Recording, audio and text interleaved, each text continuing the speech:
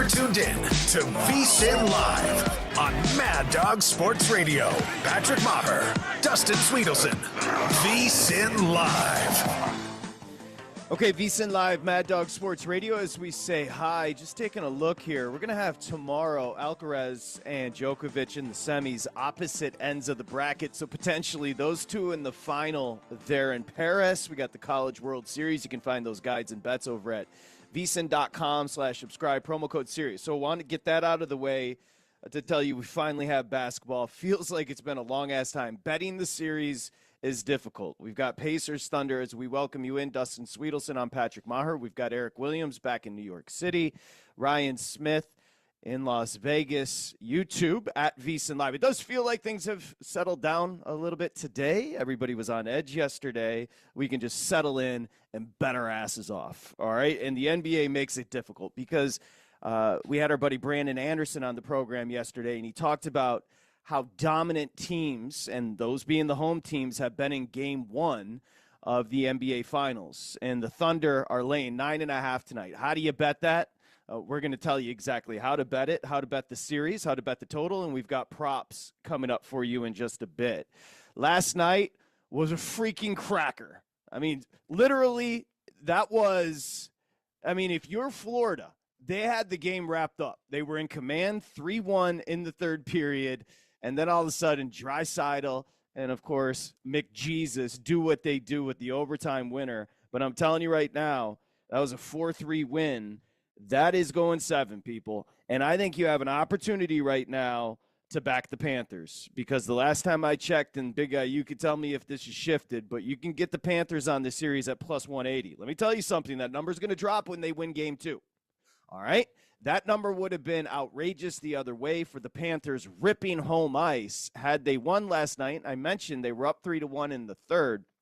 Edmonton's a really good team. Edmonton's a great team. These are two great teams. What's the price right now on the Panthers?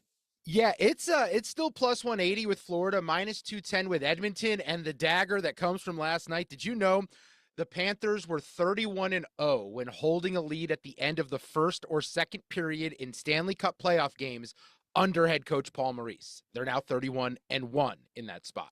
Yeah, second goal of the game for Draisaitl sealed it in overtime. Remember, he got the opener, buried it, and then in overtime buries it. Draisaitl, who is the second best player on the planet, right behind his boy McJesus. Tremendous series. The game itself was absolutely tilted each way.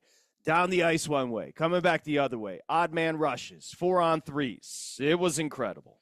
And Edmonton was just so aggressive, and I know they needed to be, but even in overtime, we're talking 40 seconds left. They're pushing the pace. I thought the game-winning goal was a work of art. You got one guy dumping it into the corner. Perry with the no-look pass to McDavid. McDavid just sets up Draisaitl over the middle, punches it home. It was a beautiful way to end a game. And if you're going to lose a bet, like I lost 2 of them on it, you want it to be on something spectacular. That was certainly that.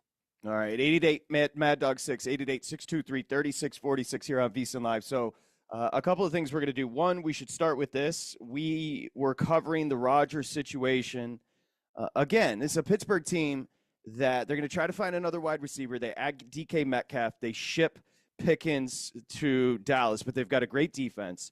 And they thought the missing piece was Aaron Rodgers. And the story is Rodgers, I don't know if he actually signed, but he does plan to sign with the Pittsburgh Steelers. Schefter reporting, ending months of uncertainty around his future. And he's going to sign a 1-year deal. And I think that's a good scenario for the Steelers. I wouldn't do it. I'd be in the Cousins business. I'd be in the Will Howard business. Listen, he's probably a better quarterback than he is a podcast guest at this point. But not by much. And that's saying something, people, because Rodgers, again, you can analyze the numbers and say they're getting a good quarterback at 41 going on 42. Watching Rodgers last year was not great. Now, I do leave a little window open for a motivated dude. Apparently, he's at a good place in a relationship. That'll change. So maybe you feel like he doesn't feel like a Steeler to me, Aaron Rodgers, as he flies from Malibu to Pittsburgh. But he is going to be a Steeler. The Steelers got their guy. There really wasn't much consternation, I don't think, on the Steelers' part. They were just playing the Rodgers game, which is waiting for Rodgers to finish grandstanding and let them know that he was going to sign. They knew he was going to sign. Yeah, and so did the betting market. The betting market didn't adjust at all today. BetMGM 45-1, Steelers to win the Super Bowl, didn't move. FanDuel 45-1, didn't move. DraftKings 40-1, same thing. Win total set at 8.5. And on the numbers, this is a guy coming off a 63% completion percentage, 34th in the league, 8th in the league in passing yards, but had the 8th most attempts to get there, 22nd in passer rating. Look, I was told last year the same thing you just said about the Steelers. The Steelers feel they're a quarterback away. Didn't the New York Jets say that they were a quarterback away, and they went 5-12 with a 1 year younger Aaron Rodgers a year ago? Actually, I was just thinking about the Jets. Do me a favor and pull up their season win total and division odds. Now, they're going to be crazy, but yeah, I actually think this is a pretty good look and a glow up for the Jets. One, Aaron Glenn was the one that said, I'll coach your team, but I ain't coaching that dude. I'm not coaching somebody that's going to sabotage me. So he flew his ass out from Malibu, took about a 7-minute meeting and said, get back to California. You'll love it. Go get taxed. Okay. Get the hell out of my office. You'll love it from Aaron Glenn. He comes into the Jets, sets a precedent. Love that. Then the Pittsburgh Steelers wanted to keep Justin Fields. They wanted to lowball him, a la what Washington was doing with Cousins. They wanted to go low on Fields. Yet we just talked to Alan Saunders, who's dialed in with the Pittsburgh Steelers on Monday, and he said, they wanted to keep Justin Fields. The Jets stepped up, and maybe if something comes about with Fields, they've got themselves something. They got the quarterback Pittsburgh wanted, and then they got the jump off from the Jets, because Rodgers wanted to stay with the Jets. And Aaron Glenn said, that's not happening, brother. See you later. Nice to know you. And then what did Aaron Glenn do? He got down on the altar and he praised Jesus Christ because he started a Bible study. I don't think Aaron was going to Bible study, and now he's going to Pittsburgh. Let's go. The New York Jets are 18-1 to win the AFC, brother, and their win total is 5.5. It probably should be moved to 6.5 because the 5.5 juiced at over is minus 160. So it's probably really 6.5, but that's where the Jets stand coming into the year. All right, and that's where we stand opening the program. There's a lot to do. We're going to have some fun with the NFL as we sprinkle in the game. We're not going to start this game tonight until 5:45ish my time, yeah. 8:45 your time East. I mean, it's listed. Maybe you can check one of the books because they're a little bit more accurate than the apps. It's listed a 5:30 start. I'm gonna tell you something, people. ABC, they are not ball in the air at 5:30 tonight for the NBA Finals, just like not puck on the ice for Game 1 of the NHL Final on time. No, and they're milking a certain political feud going on right now, currently on ABC News, and they want as many eyeballs sticking around from that into the NBA Finals. What did Stephen A. Smith do? I feel like any answer I give you gets me in trouble right now. Hey, listen. We had the potential president on the program yesterday. We did. He called, and the big guy took an ass whipping for you. You might want to post it. It's up. Here's what I will say. Yes, I've heard that there is a feud popping off in politics, and this is an open forum. I'm not going to talk about it, but I will say to my teammate, Steven, if you want to call, I'll take it. 888 Mad Dog 6, and you know the hotline. You know the hotline. That's my teammate, Stephen A. Smith, and that was nice of him to call the program yesterday. You can find that on the SiriusXM app over at VSiN Live, wherever you want to find it. All right. Yeah, I did hear about some politics, and then I said, let me go read Lonesome Dove because I don't give a flip. Oh, we're still working. What chapter? It's an 800-page book. Oh, we're gonna be here a while. We're gonna be here a while, and while we're here, we should talk about the basketball. I think the most interesting way to approach this, and yes, I'll take your calls on Rodgers. And if you have, what did you say the win total was? 8.5 on Pittsburgh? Maybe we can go there with the betting. All right. Yeah, 8.5 with Steelers. And let's be honest, nobody had Tomlin winning 10 games last year. If you saw the schedule the Pittsburgh Steelers played, specifically down the stretch, they shouldn't have won 10 games. My assumption is most is going to go over 8.5. So 888-623-3646. Come with the gambling angle when you talk about Rodgers as well. Thinking about this NBA Finals. Now, I've been kind of framing it this way. I think it's going to be a 5-game series, and you're probably betting, I don't know, something like plus 240-ish if it ends in 5, somewhere in there. It's not great. It's not a great number. But I do think that this is intriguing. There's a lot of storylines. Obviously, it's a couple of small markets, but it's teams built the right way. And I'm going to have a little fun with this. We'll have a little fun with this, Dustin, throughout the program. Teams built through Paul George, both the Pacers with the trade and then the Oklahoma City Thunder with the trade.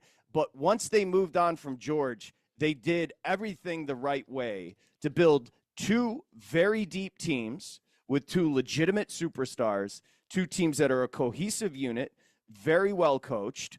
But we do have one historic defense. Now, you can frame the NBA Finals as offense versus defense. I don't know if that's fair because I wouldn't put the Pacers' offensive acuity at the same height or at the same level as what we're looking at with the Oklahoma City Thunder and their dominant defense. It's just not the case. Oklahoma City has a very good offense. They have an exceptional defense. And I think the last time I checked, there's still like $7 to win this series. Yet, I believe it's going to be entertaining. Not sure we're going to get an entertaining game in game 1. And I do have a team total on the Pacers I want to look at. But are we still sitting $7 on Oklahoma City to win this series? Yeah, there was a slight movement down to minus 650 with the Thunder today. You can get plus 475 if you think Indiana makes this interesting. I do have, whenever you want to get to it, 3 reasons why the Indiana Pacers can push this to a 6-game series. Okay, somebody got some work done today with 3 bullet points, and we will mix those in. I didn't do have any a comment? last night, so I didn't do the work last night, so I didn't do it. that has been confirmed about people. Tonight's interesting because if you're a bettor and you've been doing it a while, you just aren't laying 9.5 points. No. It's just not, even if you believe all of the statistics leading to a game 1 blowout from Oklahoma City. And by the way, that's what they do. They blow teams out by 20 and 30. You don't feel comfortable. You don't feel comfortable laying the 9.5. So I'm going to tell you where I'm going to start. And I'm going under 111 team total Pacers. Who knows what this Oklahoma City offense will do against Indiana? It's been choppy. It's game 1 of the finals. But I do know what their defense is going to do. And I do know they're going to give 100% effort because that's exactly what the Oklahoma City Thunder do. They're 24 years old. That's all they do is grind and help on defense and close out lanes. I think Indiana comes out a little bit choppy tonight. I'll go under that 111 on the team total. Yeah, some notes on this spread because, I mean, it's a big number for a game 1 of the NBA Finals. It's the second biggest spread we've ever had in a game 1 since 2001. The only game 1 that was larger was Warriors-Cavs 2018. It was Warriors minus 12.5. They did not cover that number, winning by 10, 124-114, and eventually winning that series.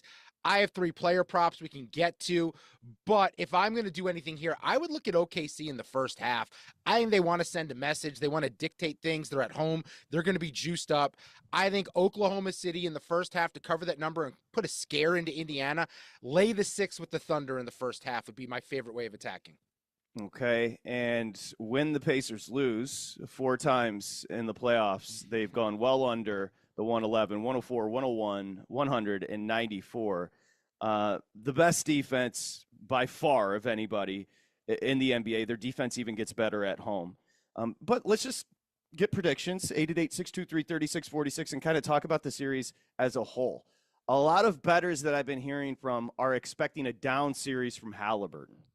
Because of what? Because exactly what Oklahoma City can do on the perimeter. They've got dudes you haven't heard of that they can throw out just for defense on Halliburton. So Halliburton, generally a guy you look to play in the prop market with assists. And I know rebounds have become popular with Halliburton, but people are down on Tyrese right now. Yeah, that's the conundrum with Oklahoma City in the defense, though, is not only they defend to the perimeter, but they actually take the paint away as well. So you're an offense just kind of stuck, not really having a good way to operate. I think for Indiana, they're just going to have to launch threes, play that variability game that we saw Boston play that ended up doing them in against the Knicks. But I think Indiana's just going to have to try and hoist up threes and trade the threes for two, because I don't see them being able to work inside and get those lanes that they've gotten in past series. This is a horrible matchup for the Pacers because everything Indiana can do, Oklahoma City can do better. 100%. Nesmith, by the way, on those threes, his point total set at 11.5. We're going over there. I think he's going to get, as far as open looks against Oklahoma City, they don't come easy and they don't come often, but he is streaky. I'm going to target him on points, Mr. Nesmith, for the Pacers. You can't target somebody like an SGA. The expectation is he's going to give you 35, but his point total is set at 33, people. Look, I try to be sneaky. I try to not go for the superstars when it comes to player props a lot of times. I just think game one, I'm actually going to go over his points, rebounds, and assists combined. I think this is an SGA game. You go back to even the regular season, the Pacers allow the 7th most points to opposing point guards. You look at what Brunson did. Brunson cleared the number that SGA set at 46.5 in 2 games versus Indianapolis, and he's not even near the rebound guy that SGA is. I think SGA has a chance to lead Oklahoma City in rebounding at some points in the game, and he's a free throw merchant. You go back with Indiana, they send guys to the charity stripe. They allow the most free throw attempts per game in the postseason right now. They were 19th in the regular season. If they start hacking with SGA driving into the lane, he's going to take those easy points at the free throw line. I believe, did I read that these are the first 2 teams under the luxury tax in the finals? Yes. Maybe, is it historically? Or well, the is luxury it over? tax is kind of new, so I would imagine it is relatively new. But that kind of goes back to the concept of building the right way, where they're not overspending. It's just efficiency with these 2 teams. I'm obsessed with how they both did it. And I don't mean this in an offensive way, but not being destination cities where in a free agent class you're going to get the biggest name. I think it's ironic. They both took the same years off. They tanked or didn't try to win for 3 years, and they did it over the same span. It was 2020 through 2023, and they were able to rebuild things and get right back in the postseason right after. That's all the credit to both front offices. They made savvy moves. Obviously, the Paul George trades made an impact, but I thought Indiana specifically, the Siakam deal, very smart, didn't have to give up a ton. The Halliburton deal, they gave up Sabonis, and Halliburton's looking like a steal in that trade. This is a team, the Thunder, that went 68-14 in the regular season. And then they've just had one series extend beyond 5 games, as did Indiana, but they swept Memphis in the first round, no surprise. The Jokic, I think we underestimated Denver. Although, I mean, if it's Jokic, that's kind of what you have to get by, and they did it in 7, obviously. And so they get by Denver, 5 against Minnesota, and here they are. They've had a week off to wait for the Pacers. The Pacers have played exceptionally well in the postseason. What became crystal clear, first off, getting past Cleveland. I don't want to hear about the injuries. They were the better team in that series, and they proved it when they went to their barn and killed them to close out the series. Screw your injuries, Cleveland. You were relying on one score. That's it. The Knicks series, what became crystal clear, and maybe Tibbs was on his way out because of it, but I think you'd agree as a Knicks fan, what became clear is that the Pacers were the better team. Oh, it wasn't even – no, it wasn't even close. And they were dogs in the series before it started. Not even just better team, better coach team, better game planning from one side, better at making adjustments. Deeper team, better shooting team. In just about every aspect, they were better than the Knicks. I came away super impressed by Indiana. I don't believe they're a fluke in getting here. I know they didn't have to go through Boston, but they hit their stride at the right time. This is a team that turned on the defense later in the year. 40 wins since January 1st. The only teams that did that, the Pacers, Thunder, and Celtics down the stretch. 8th best defensive rating since the month of December. This is a very good team that found their way, but it all begins and ends with Tyrese Halliburton and what you believe he's going to be able to do in this series. You and I crowned him at the beginning of the Knicks series. Maybe we crowned him a little bit too early, but he can prove us right here. We crowned him after that 15 dimes, no turnover game against the Knicks. And then he came out and played the worst game of his life. Yeah, that's the problem. And by the way, he did not look good in the 2 Oklahoma City games in the regular season against the Thunder. He did not have good performances. So I have a lot of concerns about that showing up here. But I have to acknowledge that over the course of the last couple months, the Pacers have been different. And if there's any hope that they're going to take down the Thunder here and upset them, it's going to be because Halliburton goes off. And I think Halliburton's got to be more selfish. If those passing lanes aren't there, call your own number, get buckets, shoot threes, let it begin with you, and have Oklahoma City have to adjust from that. Yeah, the last time they played was March 29, and the Thunder beat them up 132-111. Now, you are going to see some elevated totals. What's tonight? 230-ish? Somewhere in there? 230? Yeah, 230 and a half last I looked. Yep, 230 and a half. Because they call it a mixture, like kind of an oil and water mixture with Oklahoma City, who plays elite defense.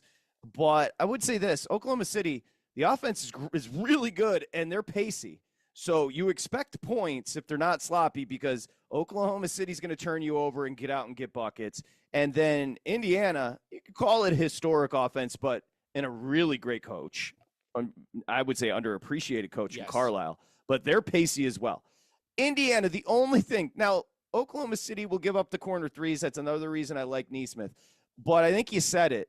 The only hope that Indiana has is let's get chaotic.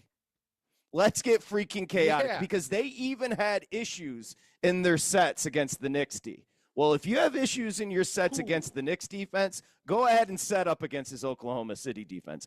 They're just going to want to go get cheap buckets and try to turn Oklahoma City over.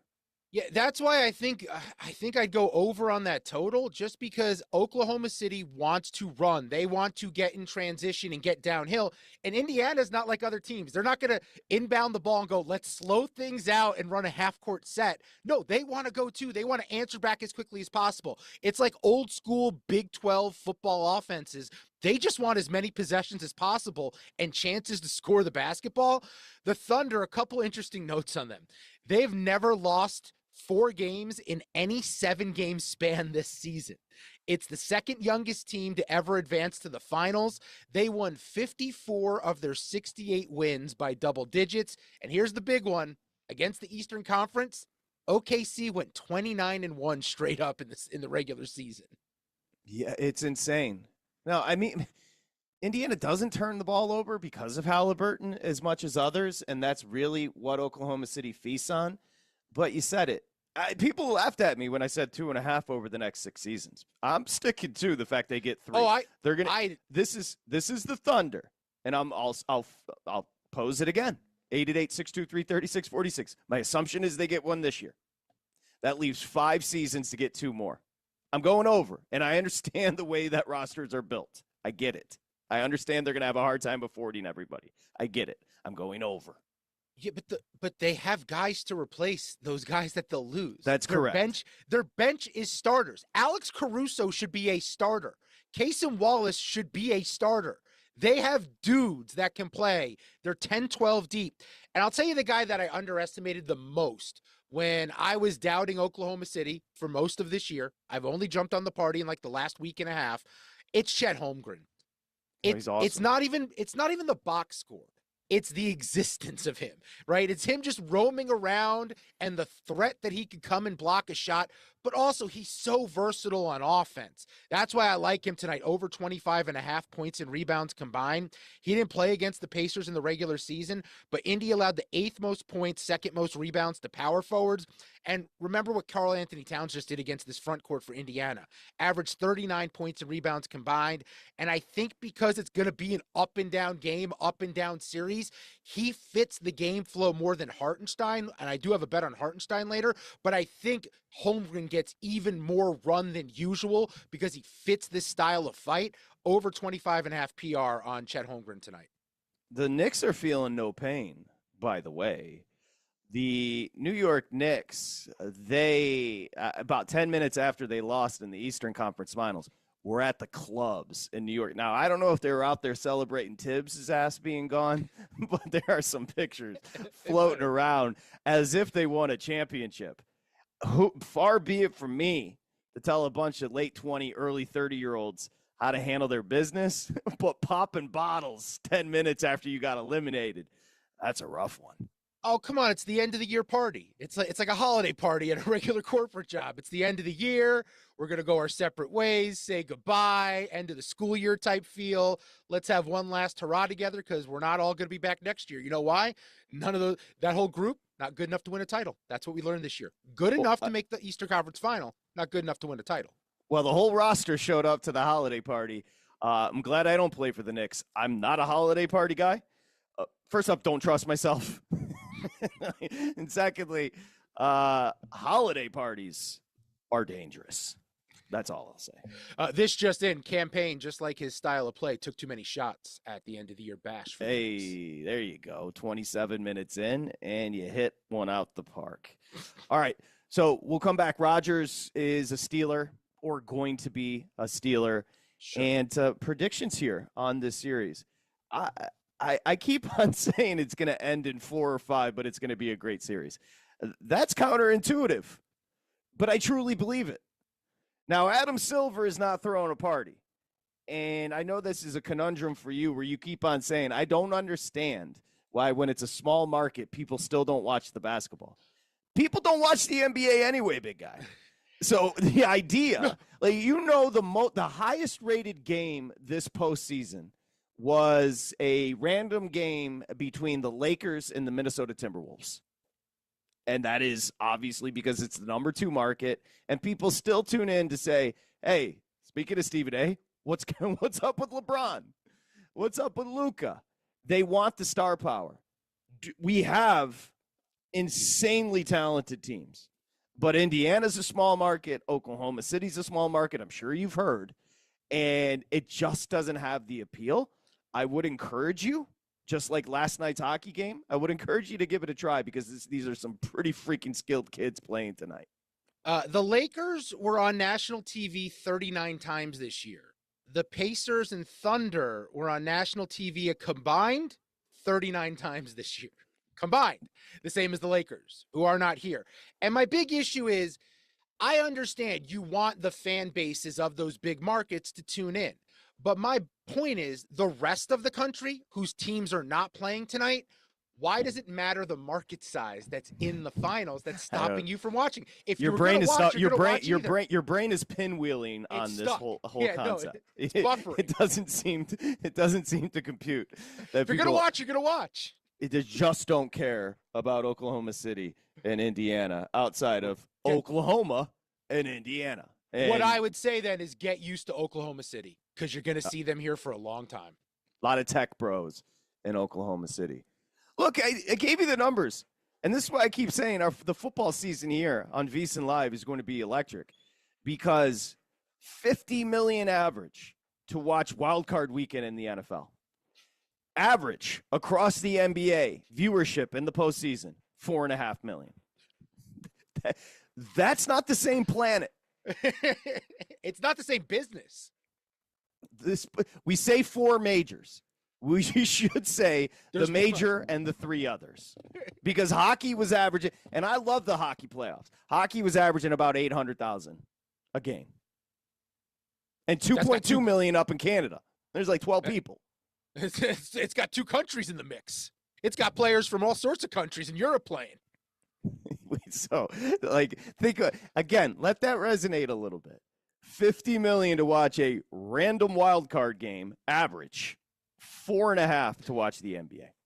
This is just not the same ballpark. But I'm going to be into it. I'm going to be betting it. I'm going to be watching the game. I hope you guys were dialed in for that hockey game last night. It's what you say. It's what you say every year. It's what everybody says every year. Yeah. I don't know why I'm not more into hockey. And I will say, of the sports, the NBA, by far and away, the biggest dog in the regular season. Worst. Not even close. Try. Not even try. No. Not even try. The one thing I'd say is, if I could go back and do the year differently, and maybe I'll do next year differently, I'd lock in on hockey early in the year to get a gauge in the teams. For the NBA, you do not have to start caring till Christmas or after the Super Bowl. Either one, you'll be fine. 82 games is probably about 30 too much. We can all agree. So that's the NBA. But NHL, they give their all in the regular season. It's just not the same as the postseason. It goes up a notch and it's tremendous. NFL, you pretty much get the same. And baseball, Oh, cut it in half? Is that even enough? and I was dialed into something last night. Was it your Mets and Dodgers, maybe? Yeah. I said maybe because that's how dialed in I was. Yeah. That's the problem with baseball. It all blends into one thing. You don't remember. How is it possible to be so obsessed with something as a kid, as I was with baseball, and now to be a 47-year-old man, still like it, but hard time. I think we were the last generation of kids to care about baseball. I think then the ADD and video game generation came in after us, and boom, baseball became irrelevant because they don't want to stand in the outfield because it's boring. Got about an hour left until tip, hopefully an hour and about 10 minutes. So let's get your series predictions here. For the picks, plays, props, and everything you need, go to VSiN.com/subscribe. The promo code is serious. You get everything for $9 through August 1st. I'm hoping it's going to be entertaining. The assumption is at 9.5, it's not going to be tonight. And your reaction to Rodgers signing with the Steelers. It's VSiN Live, Mad Dog Sports Radio. This is VSiN Live on Mad Dog Sports Radio with Patrick Meagher and Dustin Swedelson.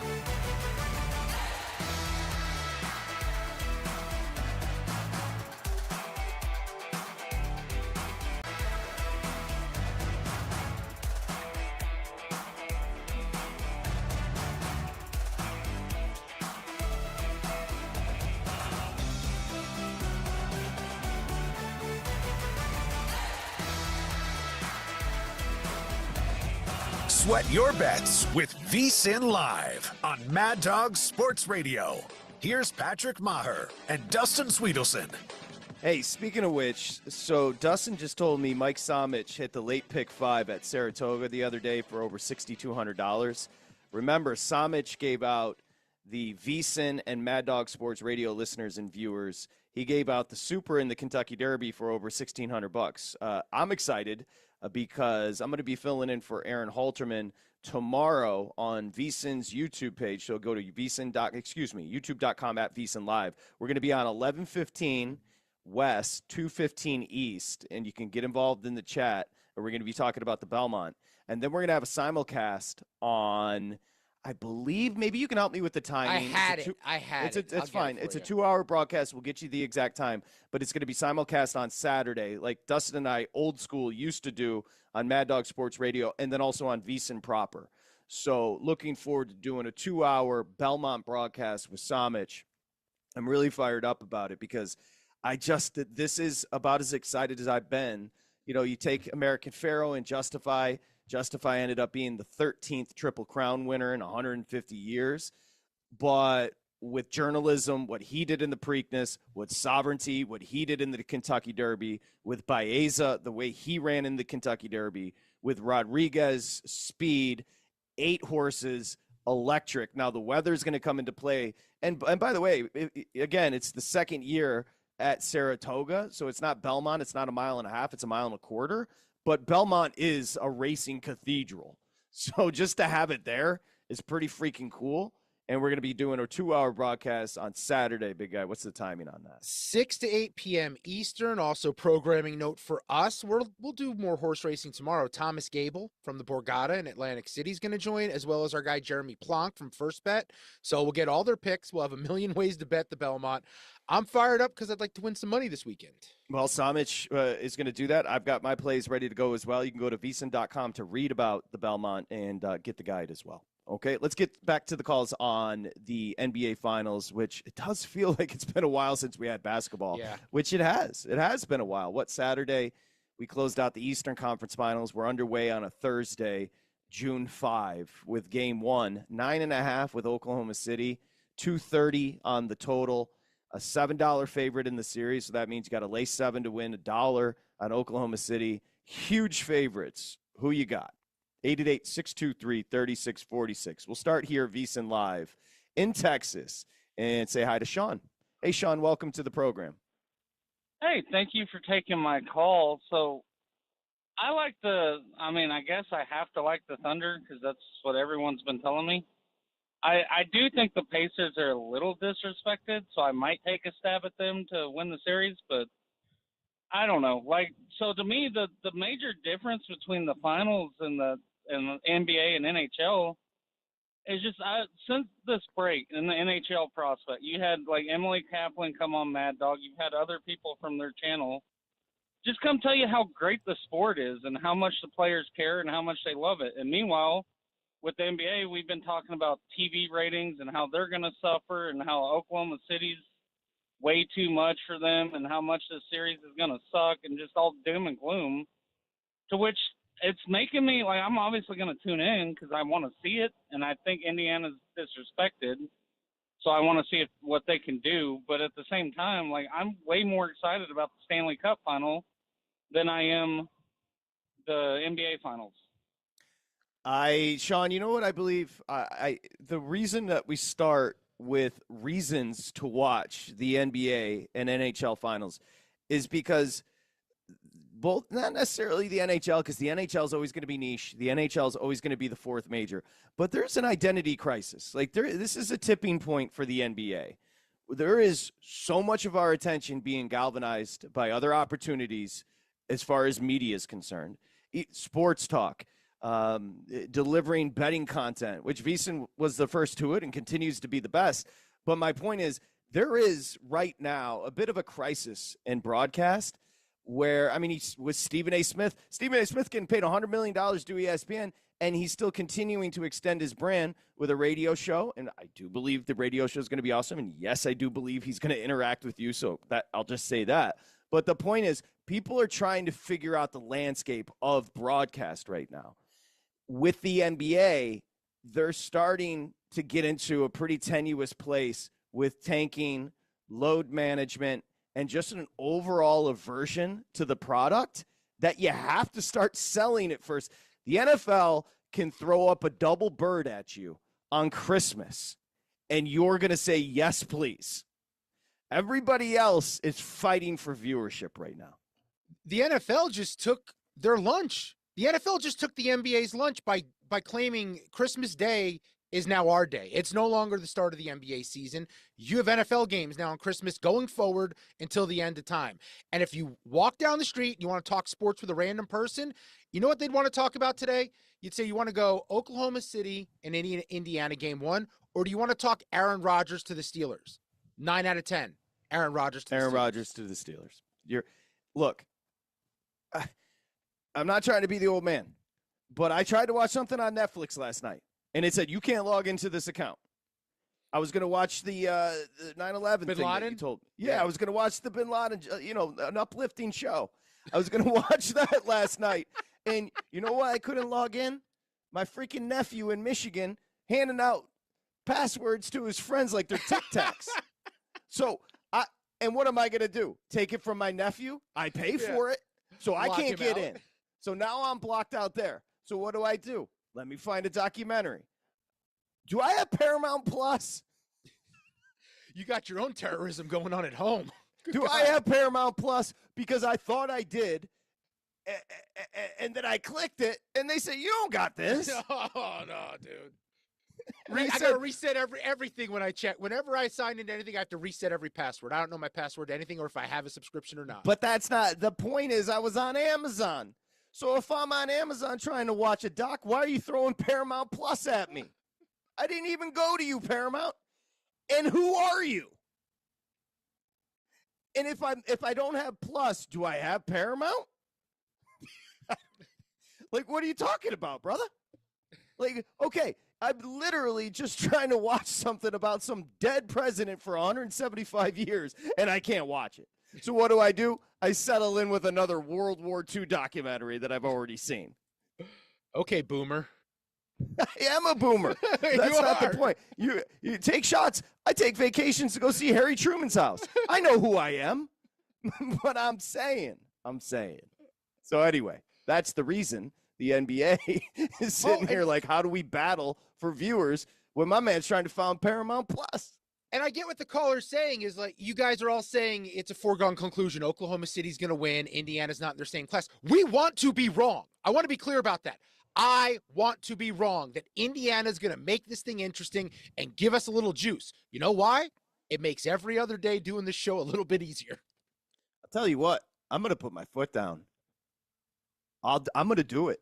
Tonight, streamlining. Getting rid of subs. No. I probably am not going to do it because I'll be tired once 7 o'clock rolls around, but I'd like to do it. Hulu, you can take your hula hoop and shove it. I don't even watch you, but I pay for you. All I'd say is I don't know how many emails you have, but be careful because I found out I had 3 different ESPN Plus accounts on 3 different emails. ESPN Plus. Every time I log on, they say you got to log back in. I enter my information. They say that's not you, brother. I say it is. You know what though?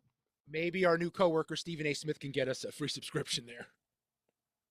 That is not blasphemous. Stephen A., hit me up. Hotline. I need a sub. Pass me that password, brother. Let's see. Al in White Plains. What's up, Al? Greetings, boys. You know What's what this old man does? Justin, what is this on? I need a 25-year-old son is what you're telling me. Get us fired up. Did you watch You guys watch Friends and Neighbors? Is it good? Wait, who's It's it? tremendous. I'll write it down. But I don't even know where to find it. Is it Paramount Plus? Oh, John Hamm. Heard good things. Oh, I heard good things about that, actually. John Hamm, and when I say Olivia Munn, can I just stop right there? Hey, I hear you. Aaron Rodgers, am I right? She's stunning. It just finished up the first season. Fabulous. Another season to come. John Hamm's great. And that was one that we hit the couch for, the entire family. Justin was like, can't get enough of it. every Saturday or Sunday night, depending on availability, because we were coming on Friday. So I recommend it highly. It was very Okay. good. I wrote it down. I am in it. First of all, tremendous game last night. Absolutely fabulous. I'm sure I was in the minority in terms of New Yorkers that watched it, but great back and forth. I am really happy for Stu Skinner to win that game at home, and he was a huge factor in that game. Down 3-1, down 3-2, he kept them in it. Multiple opportunities for Florida to stretch that lead, and Skinner, I don't want to say stood on his head, but he made a lot of fabulous saves. They kept it at 3-2, and obviously you know the rest. And then the current greatest, took over with Draisaitl, a fabulous goal to finish it. I mean, watching McDavid play it's a thing of beauty. What the guy does on skates it's almost beyond belief. Yep. To watch. He literally looks like a man playing with boys. I mean, he flies. It's extraordinary to watch. And again, I think I'm in the minority. I think Indiana is going to make this a long series. I know everybody says no. You know, they won their championship already. They're young, but they have grizzled playoff experience from last year. They did go to the finals last year and battled the Celtics and lost a couple of really tough games that they could have won. They're deep. They're healthy. I think Siakam is going to be a problem for Oklahoma City because I'm not sure who's going to match up against them. They got a lot of guys, but Siakam's a matchup nightmare. And I think Miles Turner's going to cause some problems because he goes outside. Is Hope going to go outside to cover him? They're well coached. They're deep. And the thing that I can't get away from, fellas, as good as OKC is, it took them 7 to beat the Nuggets. The Nuggets have no depth. They ran out of gas. They had an interim coach. And again, I'm the only one that thinks this probably. I think the Pacers would beat the Nuggets. And I know matchups make fights, and you talked about that earlier, big fella, about they do everything better. And you're probably right. But I still think this has a chance to be a long and incredibly entertaining series. You hope so. Al, you're the first I've heard that from, and you will get credit when that happens, if that happens, and hope to God that happens. If you're on hold, don't go anywhere. Your prediction's next. 4 minutes.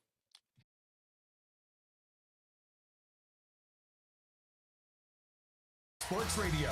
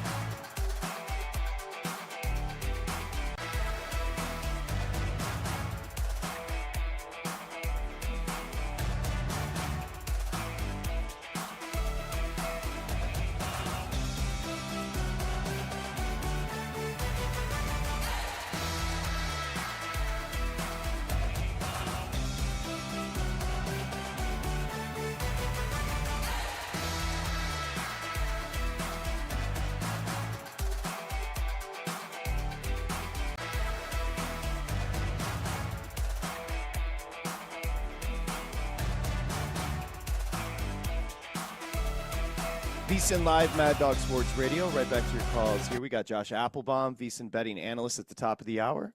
Here in Los Angeles, we say hi to David. David, welcome. Hey, gentlemen. Thank you so much for taking my call. Always great to talk to you. So I want to piggyback off of something that you guys were talking about earlier, regarding the four major sports and the attention that they're getting here. Firstly, I want to say this. For anyone who has not yet watched hockey, please give it a chance. I mean, last night's game was one of the best games that could have introduced you to the sport and made you a fan. If you want to know what a first-time hockey watcher might be reacting like, look at the viral video of Panthers wide receiver Xavier Legette at a Florida-Carolina hockey game and watch his insane reaction. I think that was his first hockey game, and the way he reacted, I'm convinced he's probably a hockey fan now. So that's what I want to say about hockey. Secondly, baseball. I know you guys were talking about like how you might have been the last generation to like grow up loving baseball. I'm about a couple of years younger than you guys. I grew up, baseball was my first obsession when it came to sports. Now, I can't speak for everybody about what killed I don't know if it killed my interest because I still love the sport today, but certainly not the same way I did when I was a child. But for me, what really dampened my interest in baseball was the 94 strike. Now, of course, as a child at the time, I didn't understand all the whole labor dispute and whatnot. All I care about is, hey, what happened to baseball? Why are the players not playing anymore? What's going on here? And when it finally came back, it just didn't have the same feel. I know the home run race between McGwire and Sosa kind of re-energized the sport a bit, but then when we found out later on that both of those guys were, kind of doing things that they really shouldn't have been doing when they were playing the game, that also kind of, dampened my love for the sport a little bit more. Again, I still love the sport to this day. Football's number one now for me, but, that's what happened with me. So I can't speak for everyone else, but there it is. No, and great. Xavier Legette, I saw that. I mean, if hockey in person is on another level, playoff hockey in person is wild. I used to go down to Joe Louis Arena. There were literal rats running around. You didn't care because Yzerman was out there. Fedorov was out there. Lidstrom was out there. Applebaum knows. By the way, I just saw this. College softball, women's softball last night. Texas Tech, $2.1 million on ESPN. About $2 million less than the NBA. That's crazy. That's crazy. That's a crazy number. The only thing I know about softball is I think Oklahoma's won the last couple World Series, and they got knocked out by someone, so they're not going to win this year. It's wide open now. That's a crazy. Good for them. Good number. Rob's in Phoenix here, VSiN Live. Hi, Rob. Patrick, God bless you and Dustin. You remember me, brother? Niner Rob. Yep. Dude, first of all, the reason they're watching Texas, have you seen those girls? Some attractive for some attractive softball players. I'll give you that, Rob. I've seen a little bit. Yeah. 2 out of the 7 are dime pieces. Number 3, I grew up in Hermosa Beach, El Segundo area in 91. So all the bars you're finding out that you love, I started for you in the 90s. Just Wait, FYI. you were in El Segundo? I grew up in El Segundo, graduated in 91. So I was at Patrick Malloy's in 1992. It's still there. When I hear you talk about Hermosa Beach, dude, you know how many times I've been arrested there? It was a wonderful life. No, I've managed not to get arrested, but I hear you, Rob. I hear you. Number 3, I gotta say, Mike from the OC, and I told you this 4 years ago, and don't hang up on me yet because I have a Kenneth comment later. What the hell happened to Kenneth? The legend that was. Did he haven't heard die from or Kenneth. something? Or No, I think he's still. I can't really confirm whether he's dead or alive. I'll be honest with you. The only reason I bring that up is some of Kenneth's comments were better than Mike's. And like I told you, Mike from the OC, where I grew up, where you live now, Patrick, is a Barney. He's like, you go to Hawaii in khakis and you get heckled. That's how Mike from the OC is where I grew up, where you live now. But back to reality, just to punk Mike, because I love Mike, his history, and yeah, he's a nice guy and all that shit, but no, the guy's a kook. No, I hear you. By the way, El Segundo. I think George Brett is from El Segundo. Rob and George Brett. I'm pretty sure. Well, And Kenneth I've in Texas. I've ridden my bike up to El Segundo. Did you look up Kenneth in Texas? Is he still He alive? He has not tweeted since 2023, so I don't know. I don't want to make fun. I don't want to joke about whether or not he's alive or dead, but he was a legend on the show. He entertained America for a long time. Hey, are we noticing anything? Am I losing my voice? Yeah. That sucks. I got 2 shows to do tomorrow. I got a broadcast to do Saturday. I guess more me coming your way next. Josh Applebaum going to be hosting the Belmont Stakes broadcast on VSiN, and he's coming up next. Covering the spread all night long. This is VSiN Live on Mad Dog Sports Radio.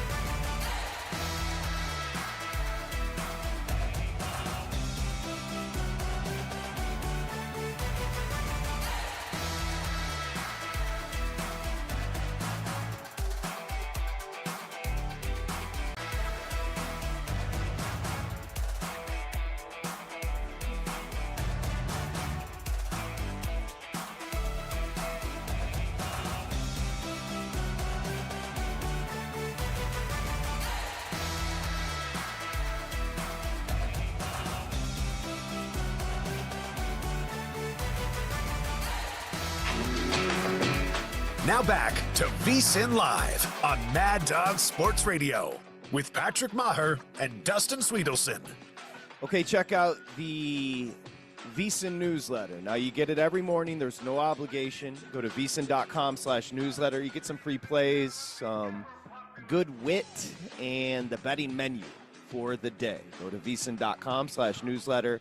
All you do is enter your email address. It's free. It'll be up there when you wake up tomorrow morning. VSiN Live, Mad Dog Sports Radio. Dustin Swedelson. I'm Patrick Meagher. Josh said he was like New Hampshire with the in-laws, and I asked if he was by the water, and I don't even know if New Hampshire is by the water. I was wondering. I didn't know if it was landlocked or not. I botched it. When I think New England, I just think you got to be Maine, lobster, anyone? No, Josh, there's a little portion on the water. You're okay. Right. Josh Applebaum, VSiN betting analyst. All Systems Go is the podcast wherever you find your podcasts. Also, his book, it's coming, people, and you can pre-order it right now. Very proud of Josh. I know he put a lot of work into it. It's called the NFL Sharp Betting Playbook, and it's on Amazon now. J.A., what's cracking? What's going on, Patrick? Dustin, great to be with you as always. And yeah, let me just tell you, before we get into all the betting talk here today, I'm going through the in-laws, moving from San Diego to New Hampshire.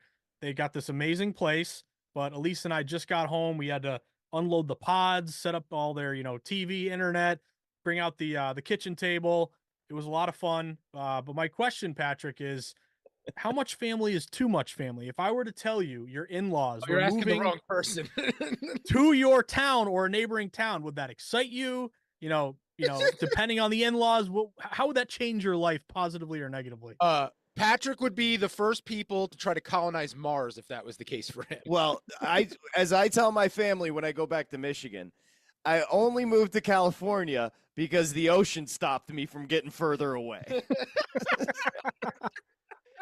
Well, Patrick, also, you were asking about is it by the water? Not a dumb question, my friend. A lot of lakes and ponds, but when you come to hang out with me in New England, I'll take you to Hampton Beach. Hampton Beach is a little sliver. If you think about Massachusetts, just north, you think it's Maine, but no, before you get to Maine, there's a little tiny little piece, Hampton Beach. It's like, old school boardwalk. It's a little bit, little grimy, a little, Bougie? tough, but it's Okay. it's the opposite actually, opposite of Patrick. bougie. Opposite. Yeah. Of- But I'll take you there. Pretty good fried dough, and it is a little piece of the ocean that hits New Hampshire. Yeah, a little old New England. Maybe hang out with the Kennedys. Oh, if we yeah. bump into them. Why not? Don't go by Chappaquiddick though, Patrick. We don't need don't- any issues. Don't let them drive you home. Dustin, do you have an opinion on the in-laws and family? Patrick's mocking me because I How am I mocking you? I He's- just asked a question that's being kind. He's mocking me because over the weekend I did help my girlfriend's parents with some moving and carrying heavy boxes. The only skill I'm really good at. If you need me to help, like do really detailed things, no. But if you need help with someone to help you carry heavy things up and down the stairs, I'm your man. I can handle that. So I did do that, Josh. So I understand where you're coming from. However, the setting up of someone over the age of, 60s technology, that sounds like hell for me. So congratulations to you for having that kind of patience. Well, I gotta say, Dustin, too, because you're going through it. You're getting close to getting wifed up, my man. So you're gonna go through all these things with you and the GF moving forward. But the funny part too is my father-in-law, a former Marine, loved this guy. He was like, okay, well, we got to set up our internet, our network name and password. I won't give you the password, but he said, I've always wanted an internet name, FBI van, FBI_van. I actually to love like it. scare everyone in the neighborhood. Like, don't screw with me. Any issues, get don't hack into my network. And like, he thought it was the most hilarious, he's like, I waited my whole life to make an internet network FBI van. So shout out to Jerry Merriman. The things that entertain us when we retire. That's what I would say.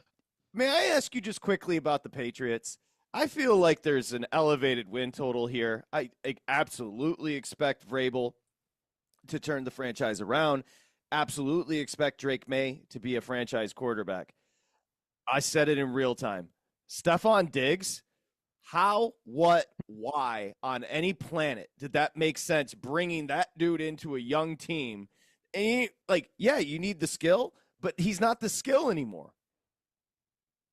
Yeah, Patrick, I would say, so on the one hand, I am excited about Stephon Diggs because the Patriots have had such terrible wide receiving core for such a long time. And when it was Brady and, you had Edelman, Gronk, everything was great. Brady would turn, secondary guys into great pass catchers, but they've just had no talent and they've been whiffing in the draft so terribly for so many years that in a way, it's like I'm in the desert. I finally found some water with at least an NFL wide receiver who can play. So Diggs, obviously, I was also kind of happy that a lot of the Belichick, like again, this every Thursday, I like to, bring you guys into what New England and Boston Sports Talk Radio is talking about.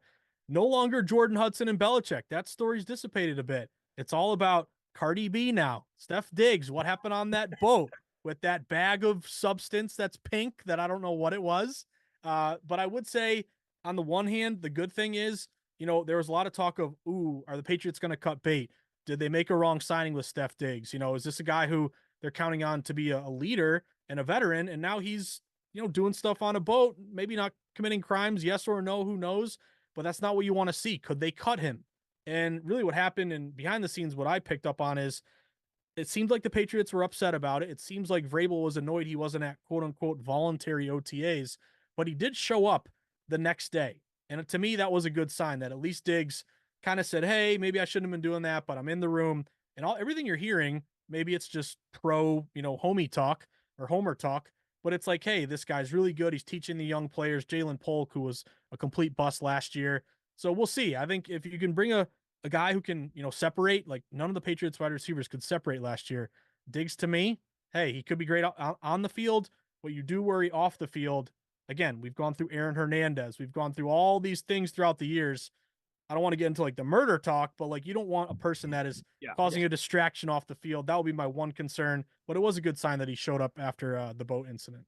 Yeah, you can't compare a little alleged coke and some big butts to murder.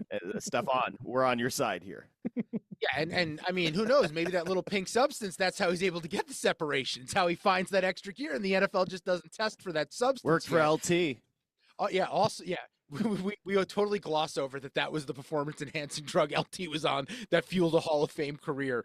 Also, Josh, I'm getting messages about this. I don't want you to confirm or deny that you were the one taking the videos on the yacht of those girls dancing. Oh, we don't have to say anything. We don't have to say anything. I do want to ask you about Aaron Rodgers, though. Aaron Rodgers, the report comes out today. He's going to fly to Pittsburgh tomorrow, sign a deal, join the Steelers, and the market doesn't budge. How shocked are you? It's baked into the numbers already. This was always assumed, but how shocked are you that absolutely nothing changes once it's agreed upon that he's going to Pittsburgh? So I'm a little surprised. I would think at least, you get juiced up over to your win total a little bit. Maybe you move, a couple, 10 cents or so on a futures price. So to me, what that says, Dustin, is number one, maybe he won't make that big of a difference as you think. Number two, I would assume he's a big upgrade over Mason Rudolph, but maybe he's not that big of an upgrade, or he's just an older player who, again, his first snap with the Jets, he tears his Achilles, he's out for a year. His numbers last year with the Jets actually didn't look that bad, but the eye test would tell you that he really wasn't the Rodgers that we kind of remember. So to me, I always kind of go back to our buddy John Ewing, who gives us great data, provides it to VSiN. He works for BetMGM. He does this tweet where it's like, futures win is plus 1,000. Then they sign this guy, it's still 1,000. So it just kind of tells you that like the public kind of overrates big names and big star players. The great denominator in betting is if the line doesn't move at all, that tells you exactly what you need to know. Basically, the odds makers are not expecting a huge difference or a big upgrade with Rodgers, even though, gun to the head, I would rather have Rodgers than Mason Rudolph. But still, the market's telling you, hey, maybe it's not that big a deal. I'm kind of surprised, guys. Dustin, do they have the contract out yet? Because I would not give him the money that he's seeking. And you got to prove it. You got to show up in camp. This isn't like the Jets where you roll in, go to Egypt and come in late and just think you own the place. Yeah, I'd also say is who are you bidding against? Just say, here's the league minimum. If you get a better offer, bring it to us. Like, why would you pay him anything? Guys, can I just interrupt because we've got the starters for tonight's game one, Thunder Pacers. Mark Dagnall is on one. What did he do? He's starting SGA, Lou Dort, Kason Wallace, J-Dub, and Chet. They going small, people. Oh, they're running. They're running. They you know what they just said to the Pacers? Oh, you're pacey? Have fun because we're about to take three guards and shove them down that ass. Actually, four. Market hasn't moved yet. I'm still seeing minus 10, 230. Actually, the total came down. I'm now more inclined to go over. I think we're just going to have points. 4 wings and Chet can go too against the Pacers. Carlisle's just like, what's this kid doing? We could start there. Different lineup. So Hartenstein on the bench to start is what that means. You want to talk about the series as a whole before we jump into game one here, Josh? Yeah, I think there's some interesting things going on right now, Patrick. Like, first off, can you guys remember a series price that it was this lopsided? Like, I can't really recall one where you had an opening number or kind of going into game one of a more than minus 600 favorite. Like right now, OKC at DraftKings, minus 650 to win this series. That's an 87% implied probability. Indiana's plus 475. You can even look at some series bets right now, guys, where like if you're looking at, Indiana, plus 1.5 games, that's plus 235. So even if the Pacers force a game 7, the odds makers aren't even expecting that. If you look at total games, it's 5.5. The under is minus 140. So the market's telling you, is it a sweep by OKC? Is it a 4-1 series by OKC, gentleman sweep, something like that? That's what really jumped out to me. But I would say, OKC obviously is the better team. Their win total going into the year, I think, was 58. You look at the win total for the Indiana Pacers, I believe it was like 46. So we expected OKC to be here. We didn't really expect the Pacers to be here. But I think psychologically, guys, is this like I know it's different. It's a 7-game series, not a one-off, but Patriots Giants, like a team that you expected to be there versus a team that has the underdog role. Like if you look at some of these numbers from the Pacers this season, they are 11-5 against the spread in the playoffs, nearly 60%. As a dog, they're 7-3 ATS. They're covering 70% of the time. On the road, they're 6-2 ATS. So I know those numbers are just about covering the number.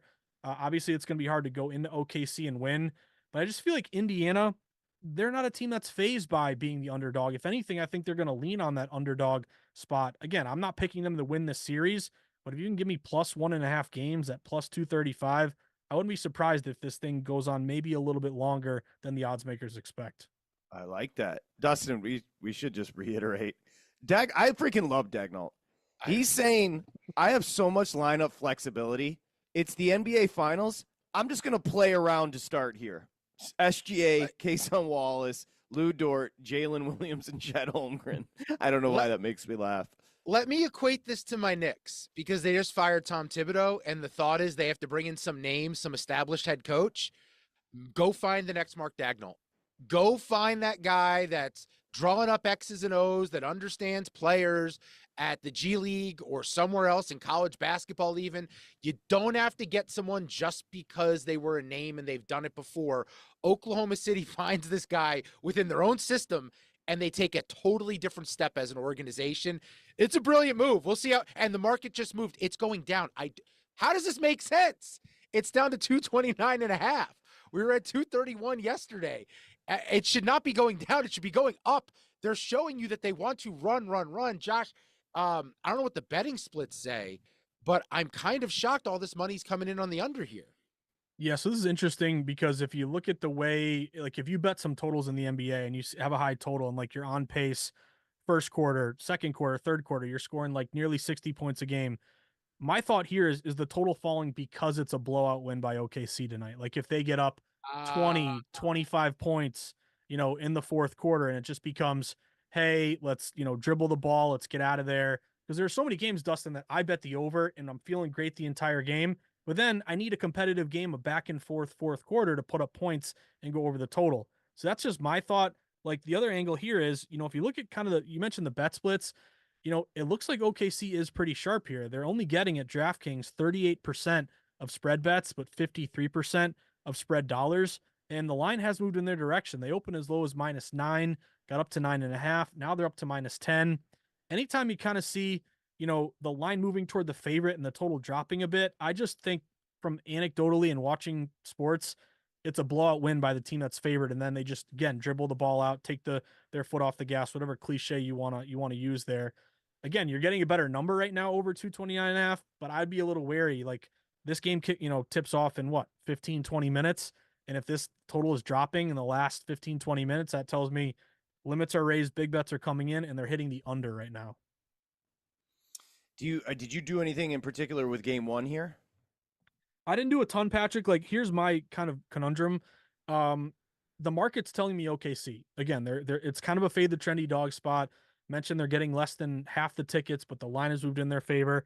But here's what trips me up a little bit. On the one hand, if you look historically in the spot, this has been a good angle to play favorites in game one of the finals. If you go all the way back since 2005, favorites in game one of the finals are 18-2 straight up, and they're 17-3 against the spread.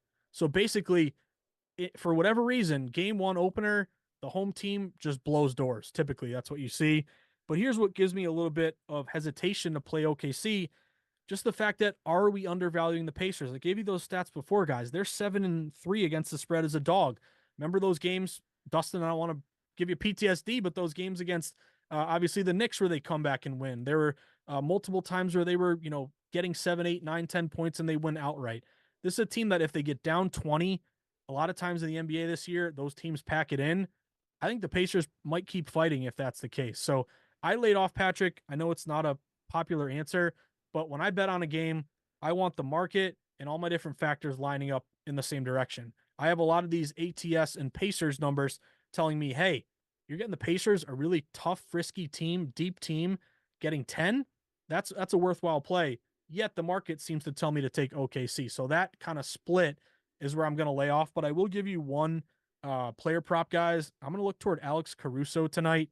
If you look at Alex Caruso, over 2.5 rebounds, there's this new trend, or basically it's called a power trend in the Rhythm app. You might have heard me guys talk about Rhythm before, but it's an AI-backed app you can download. I partner with them. I'm a big believer in their stats. And this new power trend basically looks at models where you have repeatable set of conditions. And a lot of these conditions are lining up. And again, this is over my head, but the indicator says it's a good spot for Caruso to grab three rebounds tonight. So over 2.5, I'll lean on this Rhythm prediction and take that Caruso over. Love it. I'll bet it right now. Love it. I've got 3 player props. They're all over VSiN.com/picks. They're all on the Thunder, Josh, because I don't know how to attack Indiana here. Your best guess in the games in this series market. How many games do you expect this to go? Feels like most of us are predicting 5. A lot of us in the content space, we are hoping for 6. What do you say about that? Well, I mean, I always got to defer to the odds maker. So the over series over under is 5.5, and it is juiced under. So that's telling you again, this is a 4-0 or 4-1 OKC win. I think if you're looking for value, and it's always funny talking to sports bettors because they're not really betting based on what they think will happen. They're betting based on the value of the number, and if they perceive that they have an edge based upon what their numbers say and what the odds makers are offering. So in that kind of theory of what value means, I'll lean on maybe the over 5.5. Can it be a 4-2 series? Plus 120. You can shop around. I think you can find maybe plus 130. I could very easily see OKC up 2-0, having to go to Indiana, and maybe this series kind of takes a shift when it flips back to Indiana. Again, this Pacers team has impressed me. Just the way that they kind of just don't fold. A lot of teams fold when they're down. They don't. They have a star player who can hit a big shot when you need it, like Halliburton. And if they can have these supplementary guys like Nemhard and Neesmith knock down threes, I think they're a competitive team. I guess my question is just how good is OKC? Does that all not matter? And OKC is just a banger team from start to finish, and it speaks more to how good OKC is, not how maybe frisky or competitive the Pacers are. Josh, I've been obsessed with AI. Hit me with that AI company you partnered with again, because I'd like to check it out. Yeah, I'll send you a text, Patrick, and you can download it, but it's just called Rhythm. It's spelled a little different, RITHMM, but it's right up my alley. It's founded in Boston from some MIT people, and what it does is it's AI powered and based, and then it provides predictions and models. So you can either follow kind of what the AI models are spitting out to you and recommending that you do, or you can create your own models. So I kind of like creating my own, where I can look at, like, for example, if Dustin likes to bet totals, and Dustin says, okay, when I'm betting a total and I want to play an over, I'm looking for teams that are very efficient shooting the 3, are good at the foul line, and maybe have a high pace. You could actually, use a little toggle and select those variables, and then kind of weight them more to your model. And then the model will spit out to you any highly recommended plays based on your model. So to me, it's not like I'm going to do everything Rhythm tells me, Patrick. It's more of, I'm going to bet based on my style of data-driven betting. And then if I like something and then Rhythm comes in from the top rope and says, oh, we agree, sure, that's also a good play, it's just another box to check off and kind of a icing on the cake if I feel more confident going into a bet. If I can get a cosign from kids from MIT, I'll take it. RITHMM to check out that AI technique and tool. Before we say goodbye, you mentioned to Dustin as I was sitting down, bankroll management. We're getting a lot of new bettors listening to VSiN Live here on Mad Dog Sports Radio. Just give them an outline of what you mean when you say bankroll management. Yeah, I think it's a very important thing. And this is the part where, people are like, oh, who cares? If you win the bet, it doesn't matter. You win money. If you lose, it doesn't matter. You lose money. Like, why should I be concerned about bankroll management? And it's just a very important thing that I think you learn through losing. You learn the importance of it when you chase and when things are going bad and when you're losing money. You realize, hey, I got to be disciplined. And the whole point of bankroll management is to keep you afloat and set you up for long-term success. Because we can all get hot for a week. We can all be cold for a week. But the name of the game is trying to play this crazy industry we all love as long as we possibly can and make money while we're at it. So when it comes to a bankroll, most basic question, what is a bankroll? We've talked about this before, Patrick and Dustin, but bankroll is the amount of money you've set aside specifically and only for sports betting. This is your funny money, your disposable income. If I were to set it on fire and you lost it all, that would be terrible. But as long as you're okay and you don't, have to eat ramen noodles for a week, you're fine. That's a good number for you. Once you define that number, it could be $100, it could be 1,000. You have to find a number that you're comfortable with, assuming that if it all went away, you'd be okay. Whatever that number is, that becomes your bankroll. Then what I would suggest is becoming a flat bettor. A flat bettor means you are risking the same amount on every single game, regardless of your confidence level. There's another way to bet, the Kelly Criterion way, which is very successful for a lot of wise guys, but it can be very confusing because you're weighting your plays based on your confidence level where, hey, I'm on the Red Sox for 0.5 units here. I'm on the Yankees for 0.9 units. I'm on the Dodgers for 2.1 units because I'm more confident in each game. I would make it easy on yourself. Risk 1 unit per play, 1 unit, 3% of your bankroll. So if you're a $100 bankroll person, you're risking $3 a game. I just see so many new bettors on Twitter and just Patrick and Dustin, you see this, bet the house, bet the farm, 50 unit bomb. To me, I'm like, okay, I get it. You're looking for clicks. You're excited about betting. That's all great. But that's a recipe for losing big. So, define your bankroll, stick to it, and just grind it long term. That's to me the way to go.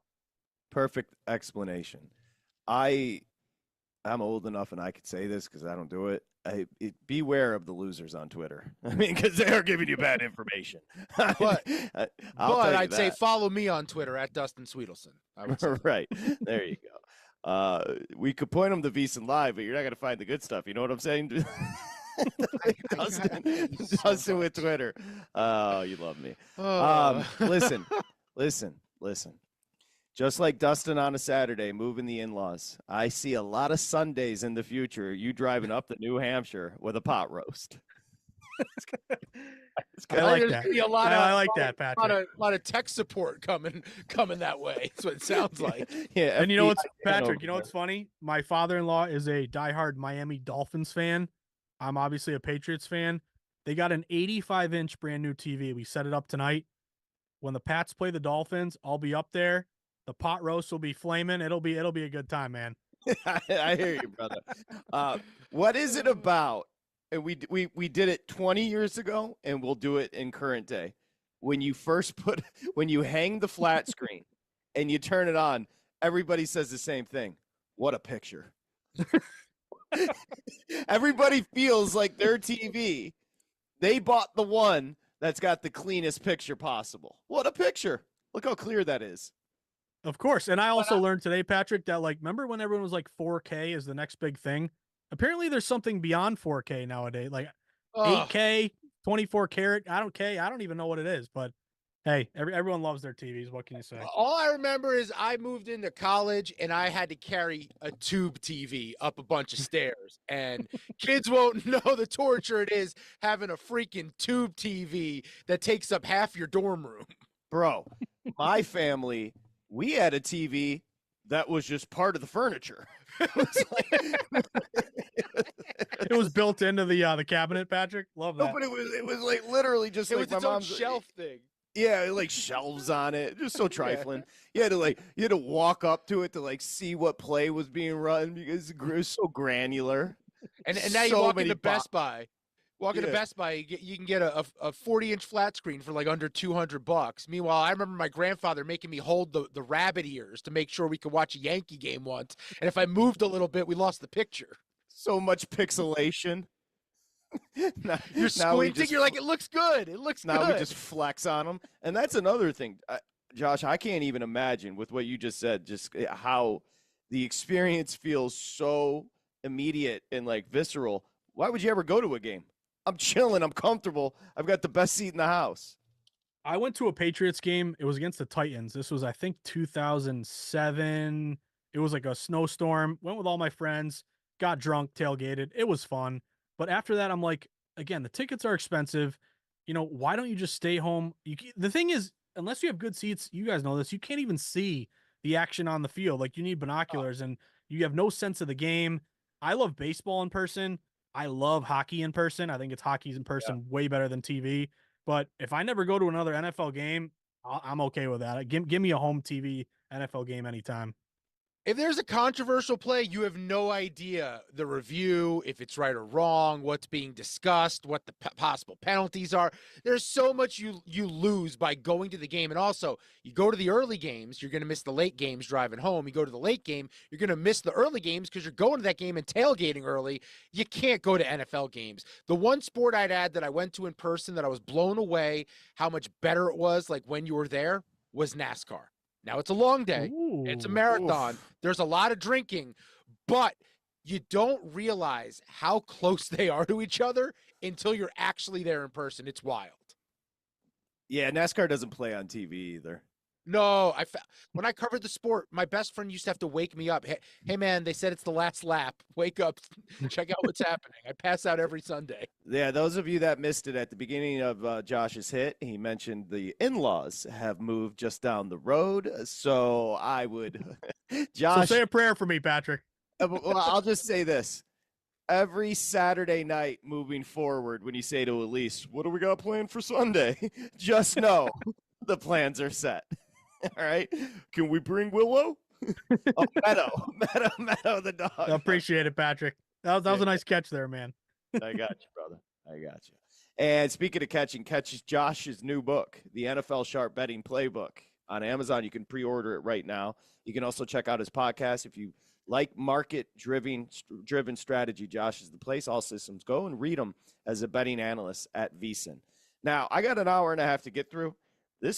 You might be getting a call from the bullpen over there. Dustin's going to call you because this voice doesn't sound like it's going to make it, boys. It has not gotten better since we acknowledged fading something's fast. going on there. It's fading fast, Josh. Not sick. It's just literally wear and tear, huh? Honestly, I've been on the phone a lot lately, and I hate that. So let's also be fair. Haven't taken a lot of vacation time. You've been talking a lot for a long time. That might not be a problem. Josh, thank you. Appreciate you. We'll see you next week. Look forward to it. And Patrick, hey, I've been in the bullpen before. There were times Lombardi line, Michael, something would come up. You wouldn't hear from him. The show starts at 10. It's 9:58. Where's he at? Sometimes I would get called in from the bullpen, man. I'm always here for you. Hey, speaking of Michael, I haven't heard from him in a while. His Twitter's been pretty quiet. Oh boy. I'll Go Tar Heels. Hudson. I'll go send Jordan Hudson a message that'll get to him. She's got everything through her. I'll tell you who Michael probably isn't texting right now. Pablo Torre. Oh boy. Oh, we're clowning. All right, Josh, we'll talk to you soon. Thanks, guys. Appreciate it. All right, talk to you soon. Enjoy the basketball. And when we come back, we'll set up the basketball because that game ain't starting for a while. We'll get our plays in next. VSiN Live, Mad Dog Sports Radio. This is VSiN Live on Mad Dog Sports Radio with Patrick Meagher and Dustin Swedelson.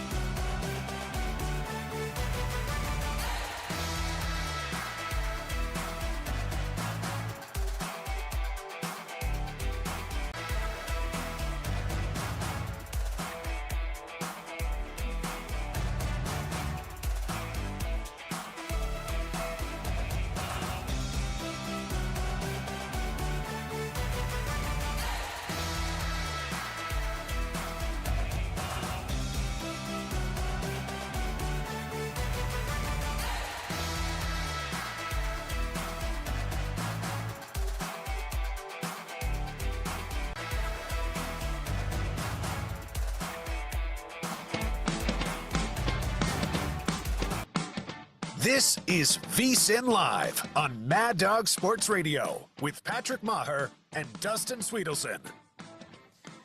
Your home for the NBA Finals is SiriusXM. Coming up tonight, 8:30 Eastern. It's Game 1 between the Pacers and the Thunder from Oklahoma City. You can listen to the Pacers feed on ESPN Extra Channel 81, the Thunder feed on NBA Radio Channel 86, and the national feed on ESPN Radio Channel 80.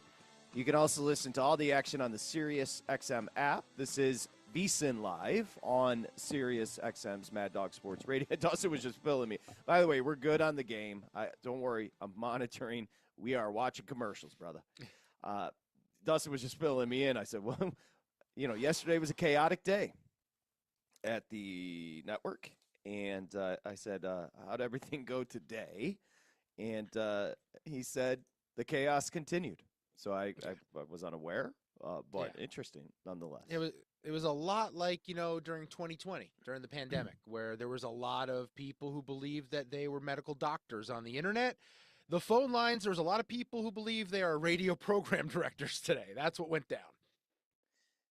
Yeah, I know it's just a brutal business, and I think you mentioned Dog said it. I've been let go without any warning. It happens. You never want to see it to happen to anyone.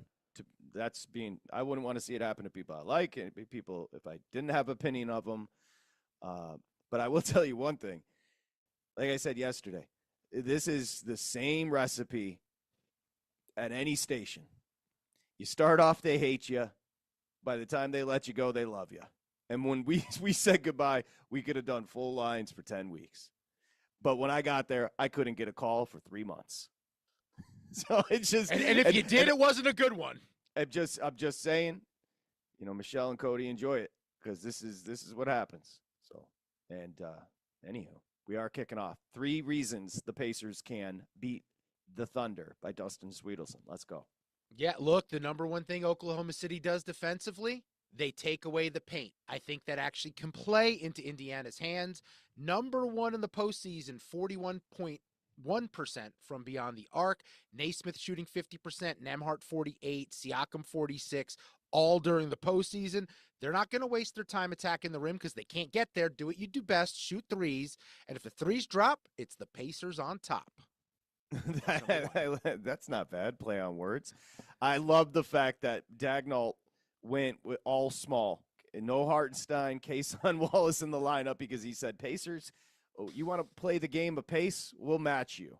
And that's exactly what they're going to try to do. Number 2. SGA super silky smooth to the rack. 2-0 Thunder very early on. Number 2, ready to run. The best team to run and go back and forth with Oklahoma City is this Pacers team. They want to push. They want to press. They want to pick you up at 94 feet. And I think the biggest factor that we'll see show its face in this one is that Indiana won't be gassed in the fourth quarter. Indiana is built to do this. They're built to run for 4 straight quarters. Push the pace, you'll win the race. I see what you're doing here, a little bookend. I like when factors show their face. Okay. And then the last reason why the Indiana Pacers can make this a 6-game series at least, technology. Look, sometimes people accidentally set their alarm clocks for PM versus AM. Buses break down all the time. My GPS will have me driving in circles. This happens to 1 to 2 Thunder players. There's a chance they miss tip-off. They don't have all the players necessary to play the game, and Indiana can take advantage of that. Now, those are the only 3 reasons. That's the last reason. No. Hold on. Are you while you're and I'd like to I missed it. The Oklahoma City, the Pacers are getting Oklahoma City. It's only 4-0, but they can't get the ball past half court. It's an issue. It's an issue. They're long. They're long, and the problem, the number one thing in this matchup that I keep coming back to is all the things that makes Indiana special. It's all the things Oklahoma City just takes away from everyone. Yeah. You know what's different about OKC, though?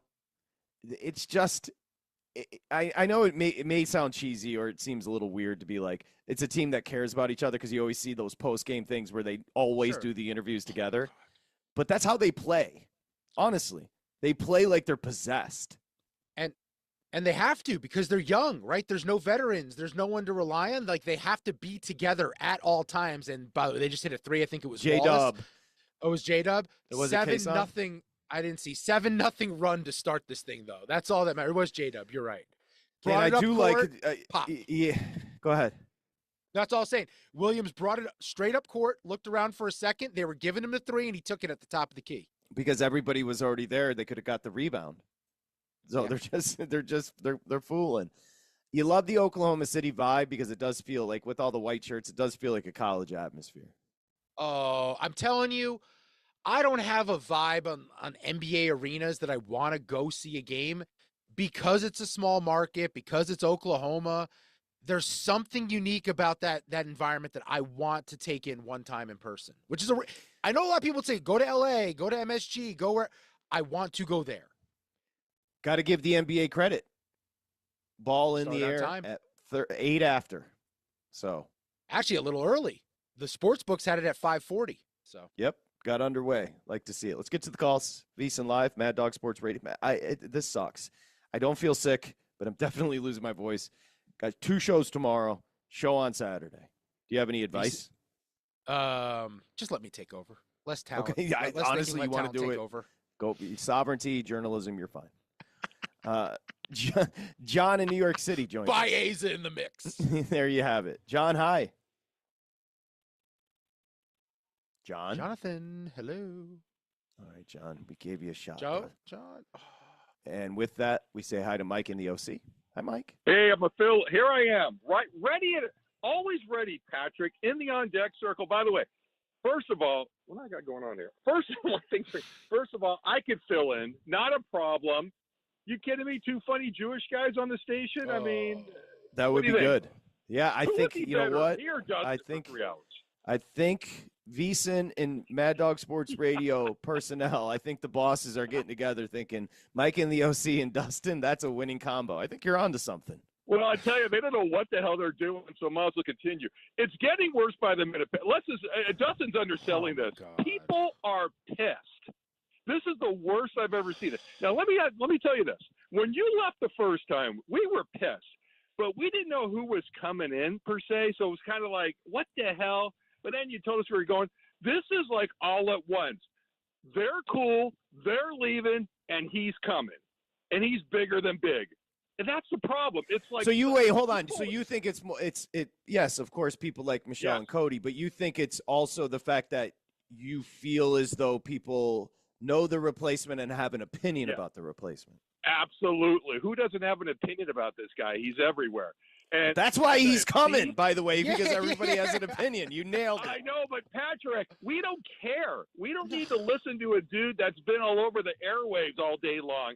We all like to This station is special because of what? Because of you guys letting us participate. It's a partnership, right? And I'm talking about me. You're talking about Alan White Plains and Dr. Falcon, all these great freaking callers, right? And it's a partnership which you get, which Russo gets, which Babs gets. One of the things Babs is Babs. People love the guy. There's interaction. But when a guy comes in like a big personality, McAfee was a disaster. It was a disaster. People were pissed. It was awful. And he's fun. I mean, he's good on the TV. It was terrible. So I know he's been here before. Steve's trying to tell me today he's been here. It's a business. No one wants to hear that. We don't like the decision, and we're paying a subscription, so we have a say. What if Stephen A. comes in, surprises you, mixes in the callers, interacts with you? What about that? I think that's what's going to happen. I'm being honest. Oh, he's going to do it. Russo said that. Yeah, but do you see it like it's 2-hour show, and then they're repeating that.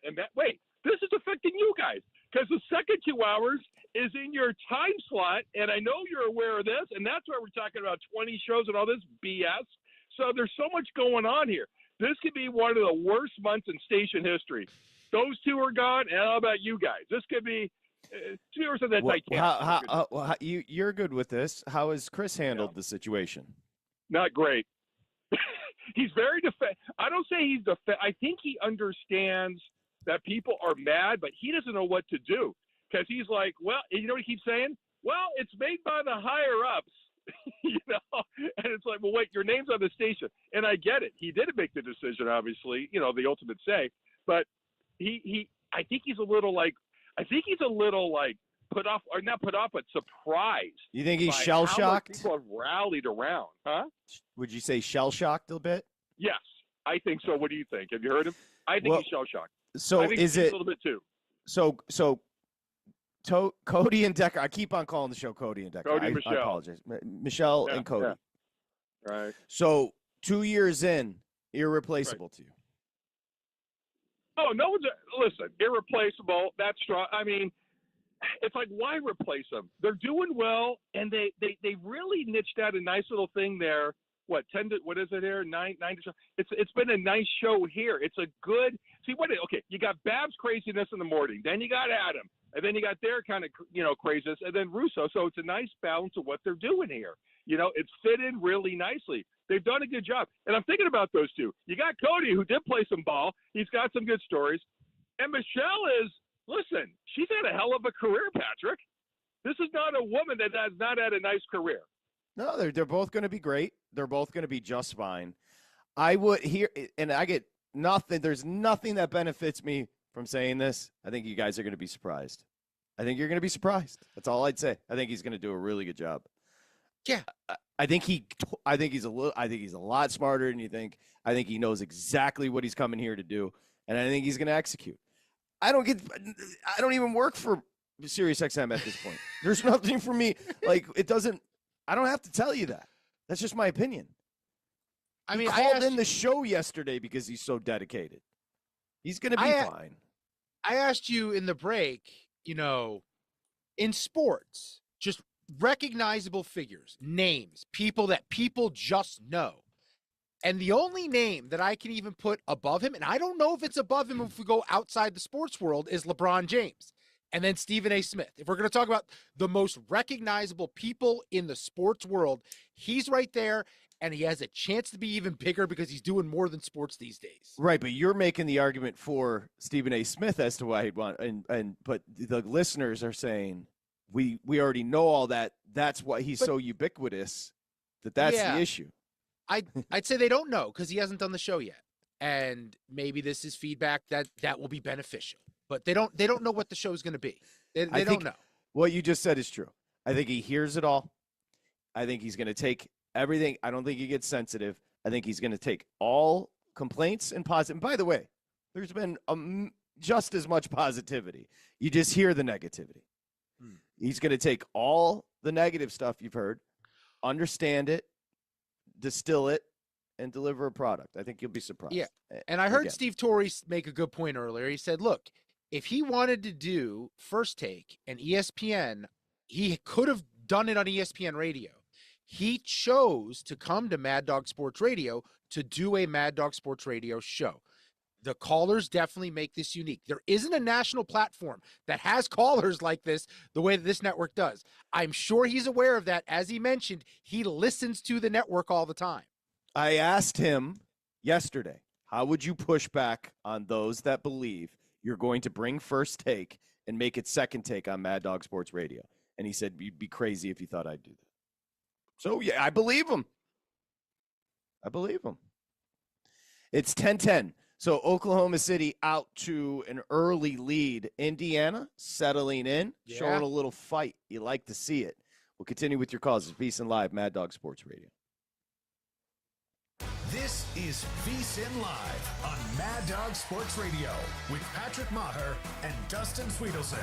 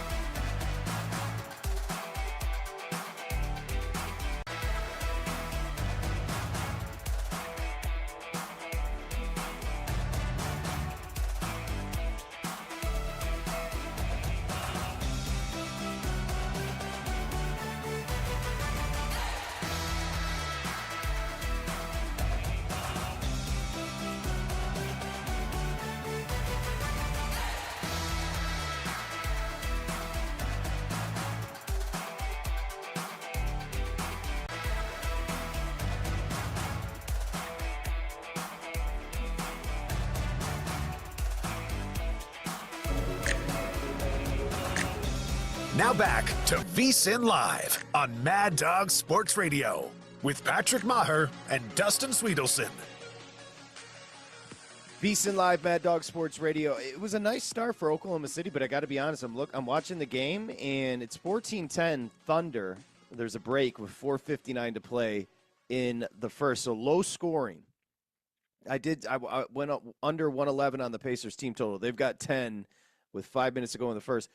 What I've been impressed by is the Pacers defense. That's what I would say. Yeah. Because this should be a 10-point game right now. Yeah, I thought with a big lead, Oklahoma City had to settle for some really dumb shots in a few possessions. Then Indiana was able to get stops, score on the other end, make it interesting, tie this thing up. In-game total down to 221.5. And right now, as far as the spread goes, you're still laying 10.5 with Oklahoma City right now. Yeah, I mean, that's what it closed, 10. Yeah. So 4-point lead with 5 to go. It's bumped up a half a point, 10.5. Let's give John another try here in New York City. John, welcome to the show. Johnny. Hey, guys. Thanks for having me. Sorry about the snafu before. It's so okay. The last caller talking about the programming, I think two thoughts can be true at the same time. You know, number one, you're running a business, right? You have to sell advertising, media, you know, all economies have to scale, right? So ratings matter. But the second point is, I think what the guy was trying to say is there's a little Stephen A. fatigue, right? The guy is a little bit overexposed. He's everywhere. He's on ESPN. He's on the NBA Finals. It's like, I think that's what it really is. If it were up to me, I would give Hayden in Virginia a 2-hour show. That guy's hilarious. Yeah, that would be. But That'd be he's so something. funny. But that's it. I that's my opinion on that. And, you know, it was an unfortunate situation and what have you. But going back to the NBA Finals really quick, I really like Indiana, man. Like, they have a team that's 10 deep, and they have a lot of size and guys who can shoot threes. I mean, people are definitely underestimating these guys. And the fact that they were plus 500 to win the finals, I mean, that's a little rich, no? I think Listen, they can win. they've actually started off very well. I'll give them credit. It's still 10.5 in game, so that gives you an idea. But they've defended well, I would say. They're not getting any buckets. It's 14-10 with 4:43 to play. I'd also remind you that Minnesota had the lead in the third quarter of a few games, and all of a sudden they blinked and looked up and they were down double digits. Like Oklahoma City, this thing can happen out of nowhere. It happens quick and sudden. All of a sudden you can't get out of the quicksand. And then back to, again, I'm not trying to discredit any of your opinions about programming. Far be it from me to do so. Honestly, I was lucky enough when I left Mad Dog Sports Radio that I had a great job at VSiN lined up. And so it was a very amicable situation. Could have stayed at Mad Dog Sports Radio, could have left, decided to leave. Lucky enough to come back, still working for VSiN, all of that kind of stuff. So I'm not discrediting anything, and nor am I going to speak for Michelle or Cody as to how it was handled. Maybe some of that, I'll just say, I'm not going to say anything about that. But what I would say is the oversaturation. Let me just be very clear. Why would a dude that's making $100 million want to just come on and do the exact same thing? He's not going to want to do that. The reason he's taking the Mad Dog Sports Radio gig is so he can do sports talk, so he can interact with callers, to get away from the first take, ubiquitous conversations that are meant for the masses. That's what's beautiful about not just sports talk radio. That's what's beautiful about Mad Dog Sports Radio. It's so unique. And that's why he's coming to do it. He's coming to do it because he wants to stretch out and actually do sports talk. That was pretty clear yesterday when he called us. So I'll just say that. But again, I'm not going to discredit you. You have an opinion. You have your opinion. God bless. That's it. Hey, look, name someone else who is listed in the betting odds to be the next head coach of the Knicks and also listed in the betting odds to be the next president of the United States. He's the only one on both of those ballots. There you go. The big guy with the betting market. I'm trying to find this South Africa soccer. Of course. So if you have anything to say right now, go ahead. Well, I mean, isn't Elon South African? Nope. Sorry, won't go there. Alex Caruso with a big 3 for the Thunder, extending that lead back up 19-13, 3 minutes to go. In-game number, Thunder now laying 11.5, 219.5 is the total. So that's where we stand in the game right now. Jonathan Von Tobel is going to join us next. I know some people think Stephen A. Smith was the big get yesterday. I believe Jonathan Von Tobel is a bigger get today. All right, little transition from the big guy, if you need him. Well, we're betting South American soccer, and he did it because his friend Jonathan popped up on the screen, and he wanted a little cred. You like to see John. And, by the way, Dustin, Jonathan Von Tobel, presidential expert. VSiN, NBA, next. Covering the spread all night long. This is VSiN Live on Mad Dog Sports Radio.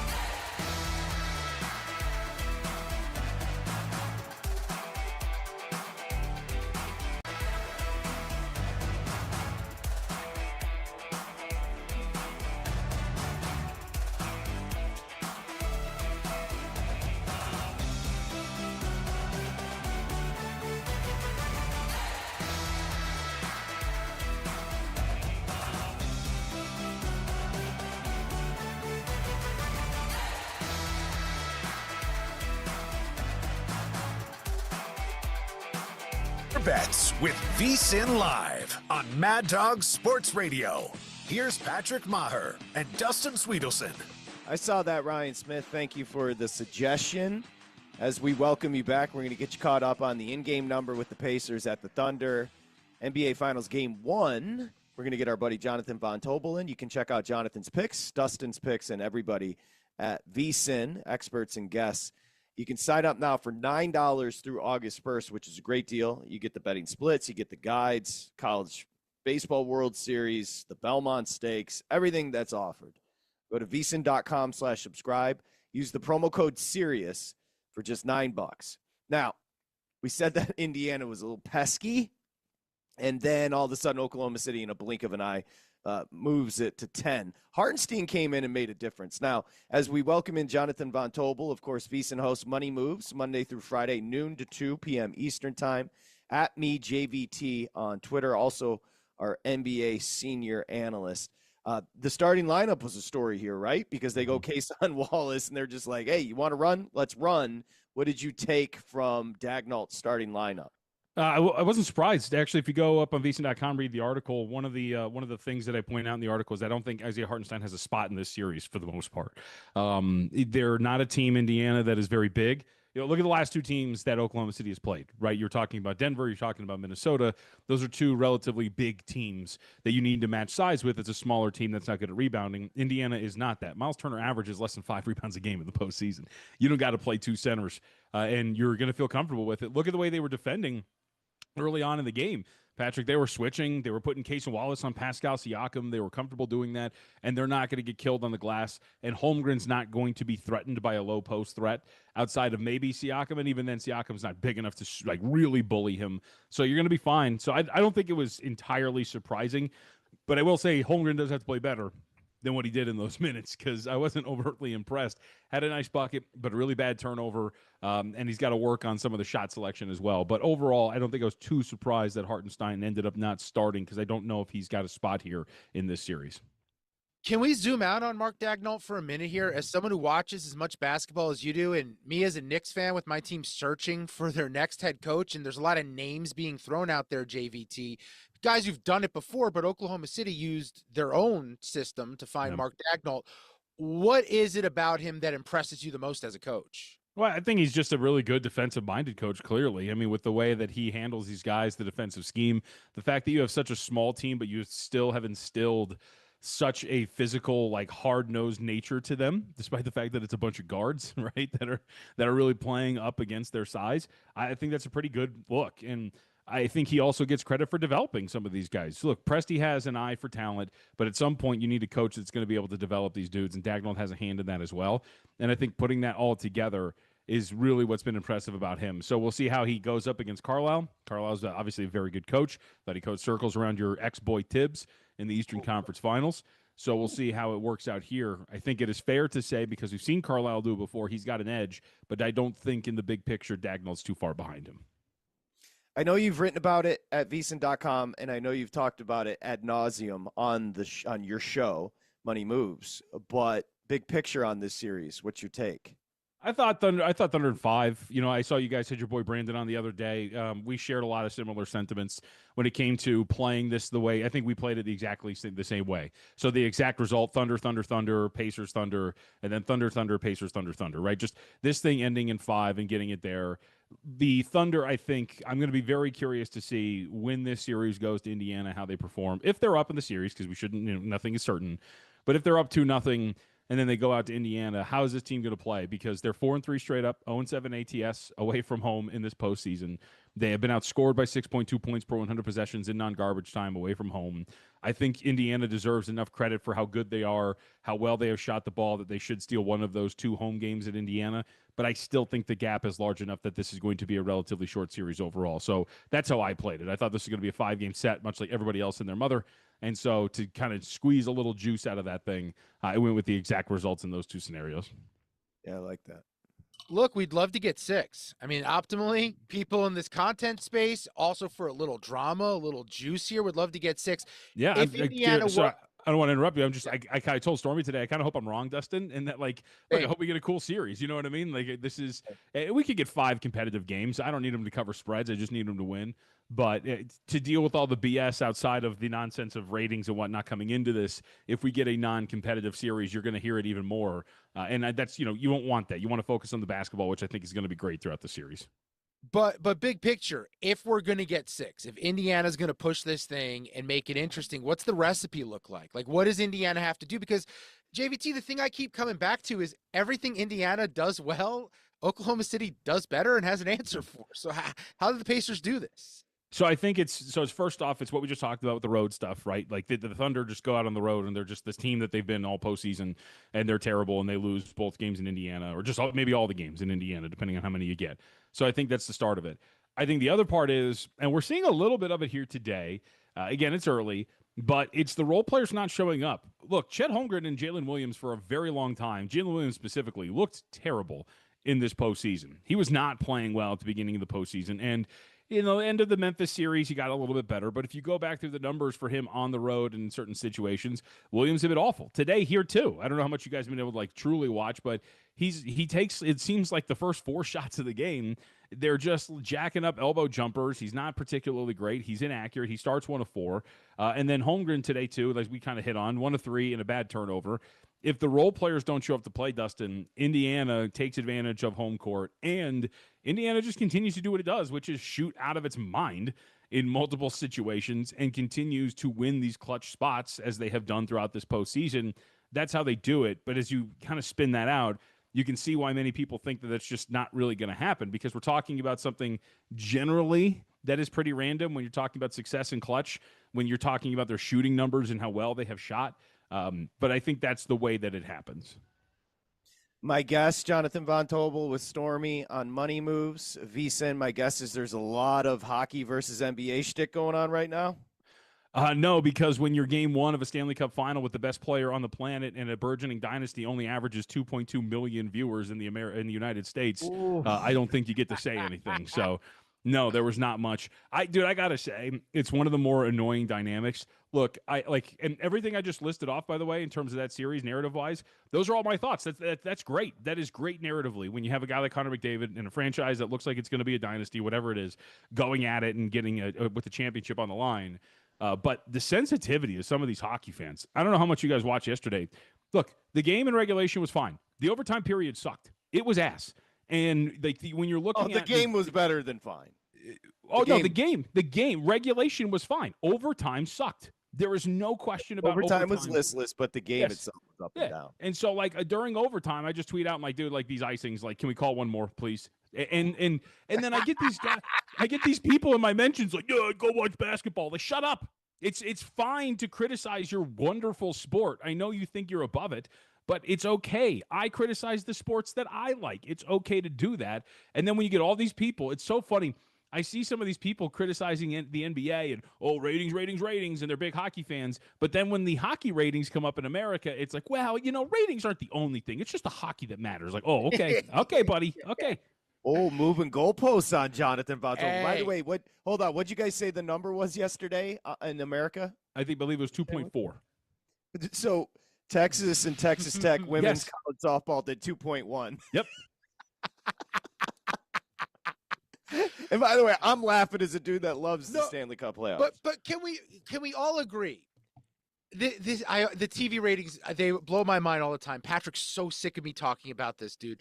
But if I like something, I don't care how many other people like it. If I just like it, I like it. Well, why do you have to argue for it? I don't understand everyone's obsession with it's too small markets, no one's going to watch.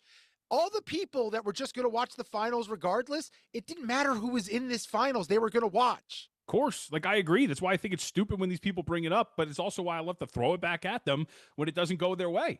This is the whole concept of ratings is stupid. You are not any part of the bottom line. You are not affected about whether or not people watch this thing. Just watch it and enjoy it. And then when other people come from outside of the bubble every once in a while and want to enjoy it or watch it, yes, let them do it. Stop doing what you do. And again, stop trying to punch up and be like, my sport's better. It's not. People don't watch, okay? So stop acting like that's the case.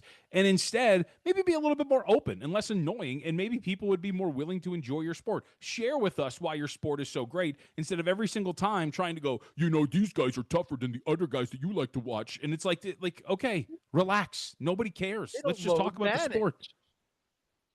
Wow. This is what we love from Jonathan Von Tobel. He's coming in hot. And my favorite game is Jonathan. If you're watching on YouTube at VSiN Live, we see the back of his head when we're talking to him, and then when he talks, he turns around to his microphone because he's watching the game behind him on a television delivered by VSiN. That's right. Free, I can't remember how many inches, but yes, if you're looking right now, you see this blurred screen right here. That is my television that was gifted to me because same one that Patrick is now using, actually. Hey, there we are, people. Look at the frame. Oh, I use mine, though. Obviously, I use mine, though. Do you use yours? I don't even know how to, I can't, I don't know how to set it You're up. You're not that old. I just use it for this. You're not that old. Just get a Fire Stick. Just buy a Fire Stick and plug it into the HDMI. I thought they gave you, have you ever seen the videos of someone who's they think they stole a TV, but they stole a menu from a fast food restaurant, and the only thing on it is the menu, and you can't watch regular TV. Oh, I that's what they sent you. I didn't realize they sent you a real TV. Well, yeah, it's like a TV, but again, man, you guys are kind of disappointing me here. I didn't know how old you were. There's these things called Fire Sticks that you plug into the HDMI, and then it has all the apps you need on it, and then you could just like I have YouTube TV, and then you fire it up and log in, and you're good to go. My friend in college was nicknamed Firestick. He had to get penicillin to fix it. there you go. The big guy. Always tagging. Jonathan, speaking of the big guy, his Knicks moved on from Tibbs. I have not heard your take. What is it? So the way that I've been putting it is, if you were to tell me, so when the series ends, let's go back to that before any firing. If you were to tell me then that Tibbs got fired, I'd say, okay. And then if you were to tell me they're going to keep Tibbs in the next year, I'd say, okay. Like, I think either move was going to be fine. I think that there's a very strong argument to be made that Tom Thibodeau left a lot of meat on the bone in that series in the Eastern Conference Finals and got outcoached by Rick Carlisle. And that when you look at Tibbs' history, there is, I think, a sense of a guy who has a certain ceiling, who I think can be outcoached by his contemporaries. And if you feel like you've got more out of the roster you've constructed, it is fair to go and find somebody else to replace him. I also think it's fair to say, hey, look, this guy has done like the most for this franchise in the last 25 years, despite everybody screaming that it's so great, and he deserves to stick around and continue to try to finish what he's put together. I think that's fair as well. So I don't think I was really outraged one way or the other. If I was going to be like on a side, if I was in that front office, I'd probably be one of the voices that was pushing for us to move on. But I think that either move would have been fine. I don't understand the pure outrage about it. Our guy Adam Shine was having a purely what's the word I'm looking for? Authentic meltdown the other day when he was talking about this, and I just didn't really get it. Like, I thought he deserved to be fired. I thought he also deserved to stay. Yeah, What did Adam say, Dustin? Did you hear it? He wants Dan Hurley. I know that. I'm being somewhat sarcastic because they had him on video and he was clearly reading off of like a screen while he was ranting, and so I thought it was kind of funny. I didn't hear what he said. He said you could have knocked me over with a feather. If he wants Dan Hurley, I love Adam. He's lost his mind. No. Replacements. I literally think it should be Van Gundy or Jay Wright. That's it. Yeah. One of those two. But honestly, JVT, I'm not even doing shtick. I think they'd be good. Dude, I mean, you're speaking to a Clippers fan. For those who don't know, Jeff Van Gundy was incredible for that team this year. He is the reason why they were so good defensively throughout the regular season. If you listen to any media availability for any of those guys throughout the year and in the postseason, Van Gundy's name left those lips so very often. And I thought he did a tremendous job. So if you're going to go in a direction, I mean, I don't disagree with you at all, Patrick. I think Van Gundy maybe deserves another crack if he really wants it. Yeah. Well, and he also did it the year before with Boston, helped them win a title. And then he went over to your Clippers this past year and was awesome as well. But, I mean, I understand where you're coming from, JVT. I wanted Tibbs fired like a week ago. And then I came to the other side. I was like, you know what? We have to go off what people do and the results and what they've earned. And it felt like he had earned the right to run it back. And I know we're trying to ask an old guy who's been through this before to adjust, and the odds of him doing that were probably not likely, but it just felt like he'd earned the opportunity to show he could do more the next year. My big thing is, are you surprised that they fired him and they didn't have someone immediately in line that they wanted to replace him with? I mean, not really. Like, go do the process. Go talk to guys. I don't know. I never really understood that, like, that whole concept. Like, you got to have somebody immediately if you're going to fire him. Why? Like, we think we can. We don't think that he is going to get us to where we need to be. So we're going to fire him and try to find the guy that does. So I don't really. I would disagree with that overall premise. And Dustin, I'd ask you, what about Tom Thibodeau's career makes you think that he is going to do what you just said he was going to do, which is get more out of this roster and bring them past where he was? What about his career has told you he's willing to adjust and change his ways to an extent to get the most out of his team? No, that's totally fair. That's why I kept saying he's Buck Showalter. He's the guy before the guy. He lays the foundation. He gets you out of the cellar, right? He makes you legitimate again. Then someone else comes in and puts you over the top. I totally understand that, but it just felt like if this guy's going to take the necessary steps with this team, and I don't think the task was as easy as people are making it out to be. He had to integrate two new players, like two stud players in the starting lineup. Two of his starters, Cat and Brunson, are negative defenders. So I think the job was a little bit harder, and the argument of he needs to play his bench more is a little difficult when the bench doesn't have very many options that should be on the floor in meaningful games. No, but I don't. So I think there's a couple things. First off, I do love all of a sudden this narrative post-series loss that this Knicks roster is flawed. At the beginning of the season, this was a contender, tried and true, right? Like this is a team but they weren't good during the year. They had issues. Oh no, of course, the big guy. Of course, yes, they did. But that was not a talking point at all when they were ripping off wins at parts during the regular season. There was not a talking point when they got done beating the Boston Celtics. But then when they got their ass kicked by the Pacers, all of a sudden this is a very flawed roster. I don't really buy like leaning on that for Tibbs. I'd also say really quickly to push back on your thing. Your point of contention, which is he's just got to play the bench more. Well, that's not what the complaint was. I think I brought this up to you guys, but like let's take the Brunson dynamic, for example. Brunson and Karl Anthony Towns were awful when they were on the floor together defensively in that series and throughout their season. He did nothing to stagger those minutes more. He, for one game, staggered them, and that was because Brunson was in foul trouble and had 5 fouls, and then he went right back to doing it. I think it was game 4 where he finally kind of got it a little bit, and in the first half he staggered their minutes, and then in the second half they played a vast majority of their minutes together, save for like 3 at the end of the third quarter. He was not adjusting. That was a thing that was happening, and the only reason that he started to stagger them was because Brunson was in foul trouble and he had no other option but to do that. And those are the kind of things that I think you can point to and say, like, bro, you're clearly looking at this and seeing that your two best players playing together have flaws, especially on defense. Do a little bit more to maximize their talents. They came back, and Cat scored 20 points in the fourth quarter because Brunson was sitting on his butt because he couldn't get back into that game. That is something he stumbled on that he did not make. And then he reverted back to his old ways, and I think that's the criticism. It's not just play your bench more. I'm with you. I don't need to see DeLon write more. That's not the point. The point is that, like, some of these adjustments he only made by accident and then reverted back to old ways. Yeah, I wouldn't fight too hard again. Like I thought they should have kept him. I wouldn't be totally outraged about it.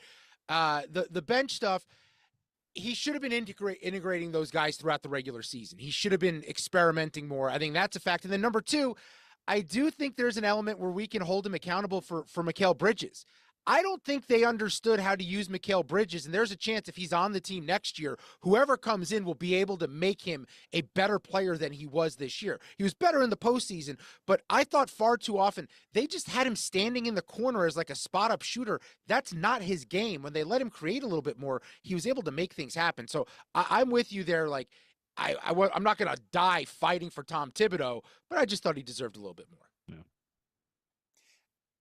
He only had 82 games to figure out how to get the new players to work well together. Right. So I mean, the integration part, it's 7 months. No, I meant figure the bench. It out, Tibbs. Yeah, but try the bench too. Like, see what works and doesn't work. Well, what are you going to do, big guy? You sounded like you wanted to fight there.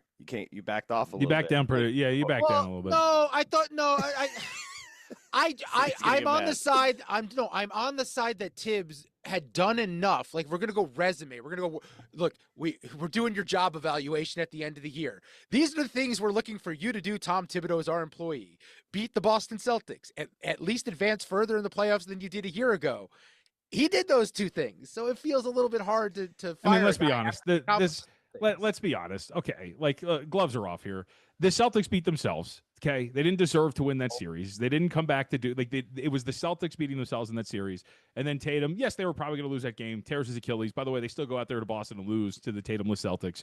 They did not do anything. Like, Tibbs did not push some magical levers and buttons in that Celtics series to come back. Okay, so that's the first thing. And I think that you should probably be a little bit more honest about that, like in terms of the pelts on his wall and the successes that he has had as a Knicks coach. I think the other thing too is, again, like I vehemently disagree with this sudden notion that this roster was just so flawed and he just didn't have anything to work with. Look, Mikal Bridges, he was a good player. I think you could argue that he took a step back because of Tom Thibodeau. I think that Jalen Brunson's one of the best players in the NBA. Karl Anthony Towns is a very skilled player. This nonsense that this roster was just so devoid of talent. I'm like, come on, just stop. Like, that was not the narrative coming out of New York when the series started and when the postseason started, when the season started. So, like, this nonsense of all of a sudden, poor old Tibbs, it's got to stop.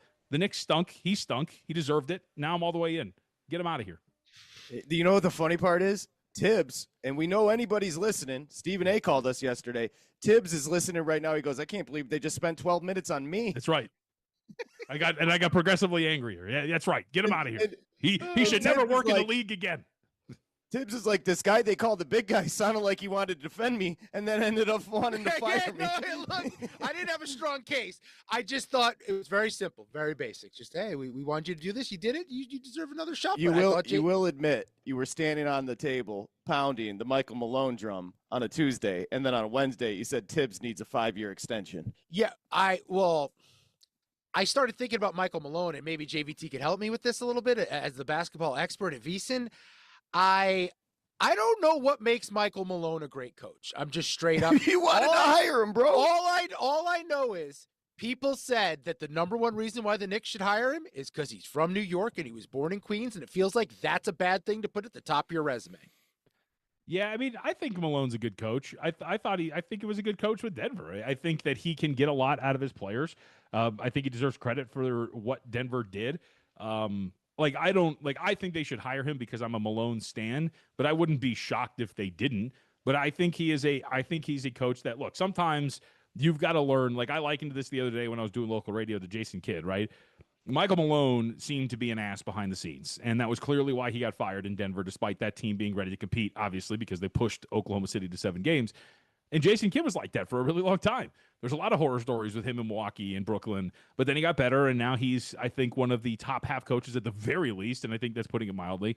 So if he can fix some of the personal stuff, I think he's a good X's and O's guy with his offensive adjustments, with what he can do, getting guys to play pretty solid defense, where I think that he would do good things with whatever team is given to him if he gets this New York job or otherwise.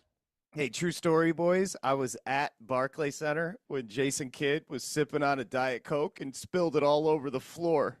Oh, really? That game? Yeah. He did it purposely. Yeah. It's one of the more brilliant coaching moves of all time.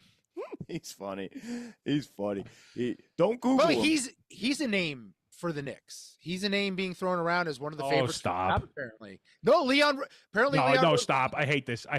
This is this New York elitism. We could just go and get whoever we want. We could just go get whoever we want. I saw a report the other day. Nick's interested in Ime Udoka. Like, I'm sure you are. Guess what? He ain't coming, bro. He's not going. Houston ain't letting him go. You know what I'm interested in? Meeting Jesus Christ. It ain't going to happen. Like, I don't know what this nonsense is. Like, oh, they're interested in Jason Kidd. Yeah, of course they are. They ain't going to get him. Stop with this nonsense. Go get the college coach and be happy with it. God, the arrogance. I can't stand it. I'm not an expert, but I believe they say you do meet Jesus when you die. I can't confirm those reports. I'll let you know. All right. Now, what in game? Let's get it cooking here, boys. Jonathan Bontobel joining us, 41-34, 6:35 to play. Oklahoma City does lead. What's the updated number there, Dustin Swedelson? Sorry, I'm distracted. Doug Mortman is outside my studio. I was not expecting that. Oklahoma City minus 11 and Nobody a half. knows. I know. Who I is just that? realized he was there. I just made eye contact. Someone who works here. In-game total 221 and a half. Okay. I was like, who's this person? Is he the vice president of SiriusXM programming operations? He's a vice president of something, but he was making eye contact. I was like, who's this guy staring I'm on his a gorilla LinkedIn. in a zoo cage? I'm on his LinkedIn page now. What did you say the number was? I'm sorry. 11 and a half. Oklahoma City 11 and a half. 220 and a half is the total. At least you don't get distracted. No, I have the worst AD in the world, but I won't take the medicine for it because then I lose my personality, and that's all I got as a human. That's true. It's a riveting one. Yeah, I hear you, brother. How's that voice The big news is, and I don't know if Jonathan has ever gotten a quicker or more excited response. He wrote me and said, "I'm interested in diving into presidents. You got me?" And I was just like, I texted you a picture the other day. I texted you guys a picture of Caitlin Clark and her beautiful smile. Nobody responded. Oh. But Patrick immediately responded to me when I asked about U.S. presidents. Hold on. I'm going to find that because I meant to respond because I thought she looked gorgeous in the picture. But yeah, and the big guy knows it. I told him about the presidential podcast, which is great. A 10 out of 10.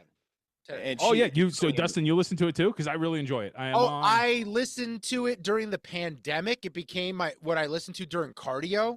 Sure. And the way it's packaged, you can get through like 2.5 in a good, walk. And like, I would pause them though, because the information was so good. Yeah. I would actually pause and be like, hold on, I want to go back and like the information's it's what a podcast should be.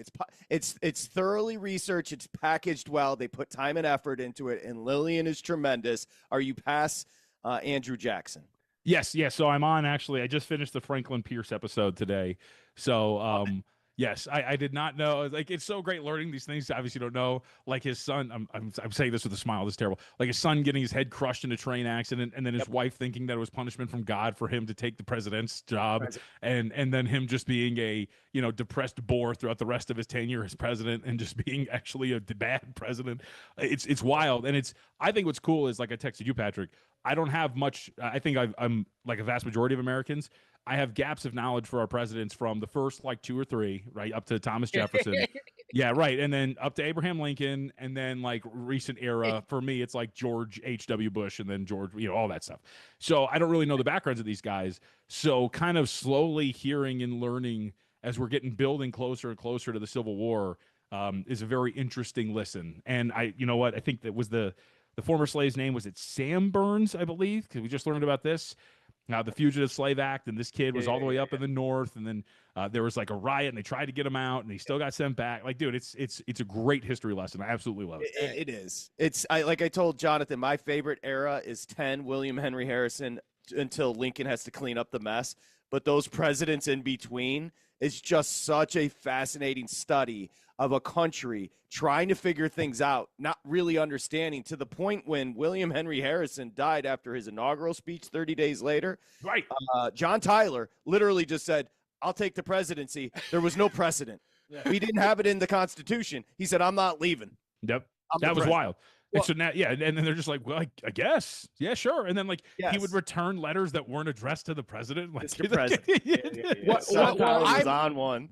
I'm looking at where you are in the order, JVT. You said you just finished Franklin Pierce. Yes. You're about to go on an epic run here. Now, it's going to begin with, I didn't know this till Patrick pointed it out to me, but a very zesty episode, a very Karl Anthony Towns-esque, James Buchanan. But then after that, it's 3 bangers in a row. You're going to go Lincoln, Johnson, and Grant back to back to back. Yeah. I don't know if we have a better three-person run where things get interesting in the country. Well, you're about to hit maybe the worst of all time. And it wasn't, I'm telling you, Buchanan, it's not, he lived with Rufus King, and I'm not judging anybody, but that was his boo. Okay. About to find out. Jonathan is about to find out. I'm down. I'm down. I will say too, I do think that the Jackson episode, not to be a normie, but the Jackson episode was actually one of the more interesting ones, Andrew Jackson, only because I didn't realize that it was actually because I still think he's a piece of garbage, but it was odd to listen to how much he loved his wife and how nice they were to each other in some of the letters. Yeah. And and by the way, and I had no idea about his background. Like, his brother died, his mom died, he had a scar on his face from British soldiers in the Revolution. Yeah, dude, I'm totally hooked on this. This is great. No, he was the Alamo. He was involved in the Alamo. Jackson literally, this is who we used to vote as president. He was literally a kid that was separated as a child from his mom. He was a barroom brawler, taught himself to be a lawyer. He was a populist, and he just became the president. Yep. And that's where our country was. And he didn't want banks. He literally said, we're getting rid of banks. Yeah. And which one was the which one was it Miller Fillmore, who was like an indentured servant for the early part of his life, and then had to buy his way out, and then didn't read didn't read a book, like only the Bible, until he became an adult. Like, what? And he was the president. Like, he was very well read, an unceremonious presidency for Millard Fillmore, who looked like Alec Baldwin, and they make that clear in the episode. Well, I'm proud of you. You should. I was hoping to get a little more updates on what you thought of each president, so maybe that's something you could do for me. Okay. Just a quick surmise. I don't like to bother you, considering you guys never text me back, but I'll start doing it now. I'm literally just staring at the Caitlin. She's got a very pretty smile on that one. Come on, Dustin's got to get in on this. I do not speak of women that way anymore. I said she had a very pretty smile.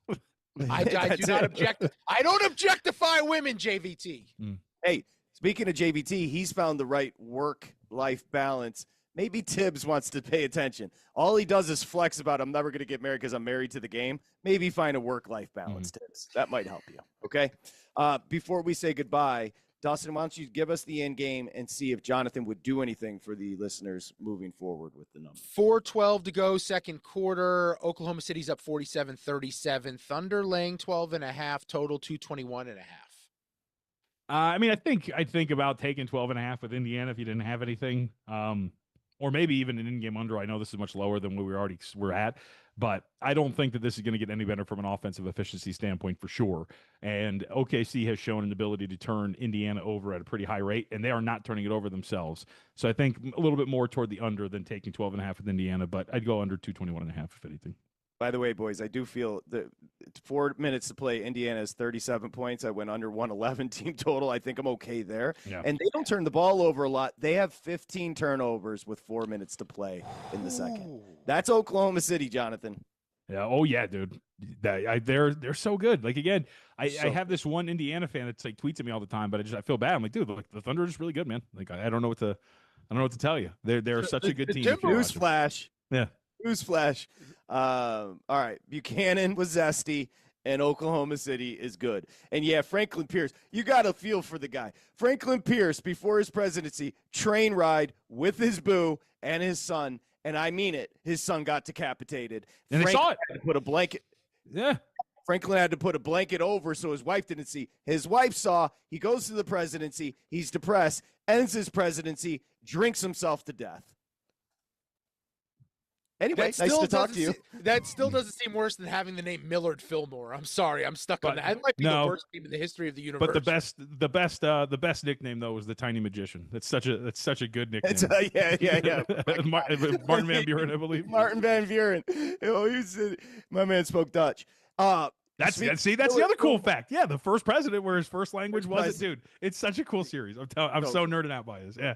I if you gave me the choice of meeting LeBron James or Lillian Cunningham, there's no choice. I'm meeting Lillian. She's a broadcaster. People, look her up. Okay, Jonathan, what a segment. Money Moves Monday through Friday, noon to 2 p.m. Eastern time, and at me JBT on Twitter. We appreciate you. Got it, guys. See you later. All right, see ya. There he goes. A little presidential history, a little basketball history. Caruso coming back the other way. I need one more rebound from Alex Caruso. We'll get you updated on this in-game number, and we got a little NFL for you. Aaron Rodgers has a team. Can you guess which one? It's VSiN Live, Mad Dog Sports Radio. This is VSiN Live on Mad Dog Sports Radio with Patrick Meagher and Dustin Swedelson.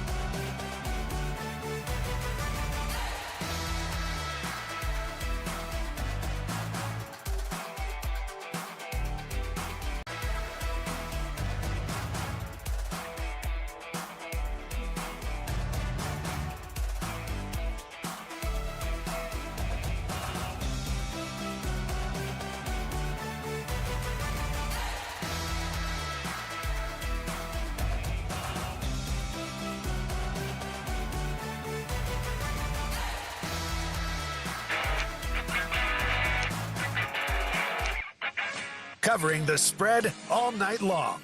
This is VSiN Live on Mad Dog Sports Radio. Here's Patrick Meagher and Dustin Swedelson. Okay, it's VSiN Live. We'll get you caught up on Game 1 as we're just 10 seconds until the break.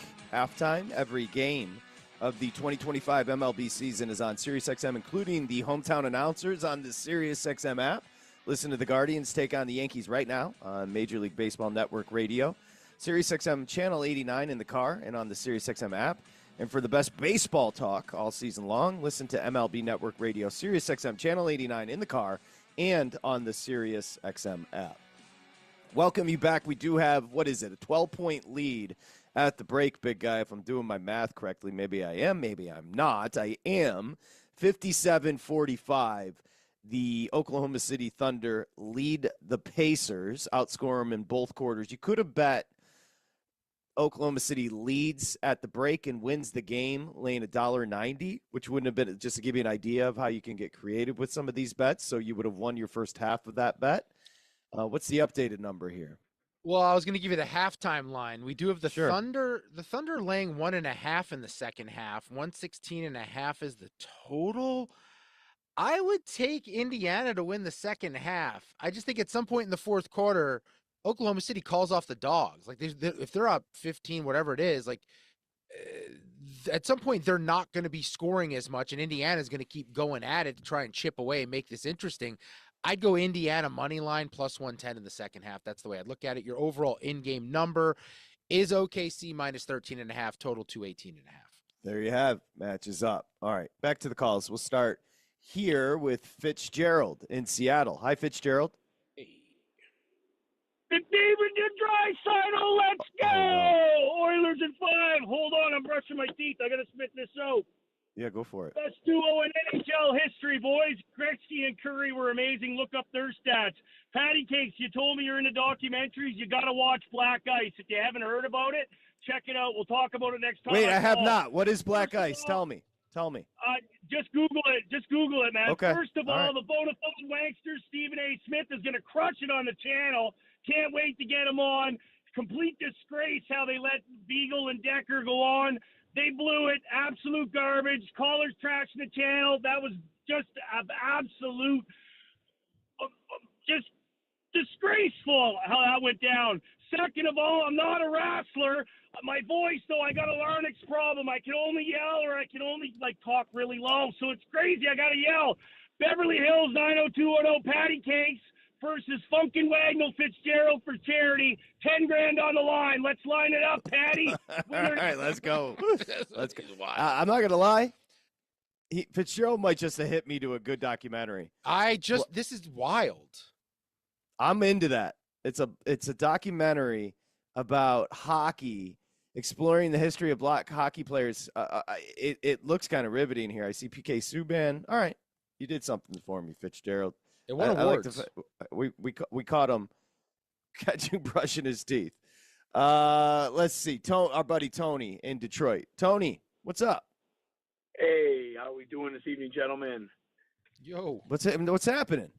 Hey, real quick, Rogers and Elon are in the news today, and it's not for saying something stupid on Rogan. I'm pretty, Well played. Hey, real quick before I get to the hockey, my man earlier in the show from El Segundo. So we got the donk and the buster. Now we got a berry. Is that what he said? He called Mike Pelosi a berry. So yeah, I did. My man was all over the map. I was trying to keep up. I was dying. That's what we call a berry, Patrick. Anyway, hey, I'm on Edmonton. I took them to win it in 6, and I don't know. I mean, I'm sure you guys last night. It's one of the best hockey games I've watched in a long time last night. And we talked last night about the 2 best players in the world. It was pretty interesting. Before overtime, they do in the intermission. Gretzky says McDavid's got to get behind the net to make a play.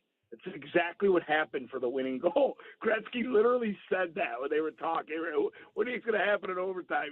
He picked a different guy to score, but he said McDavid's got to make a play from behind the net. And I'll tell you, man, 40-plus shots on goal on Florida. I know Bravowski, whatever, he's an awesome goalie. But, man, we are in for a show. It's sad that most of this country's not going to watch this series. But I'm on Edmonton in 6, gentlemen. What are your thoughts now, Dustin? That game last night, Tone. That game last night was freaking riveting. You just took the word. I was just going to say that. Riveting.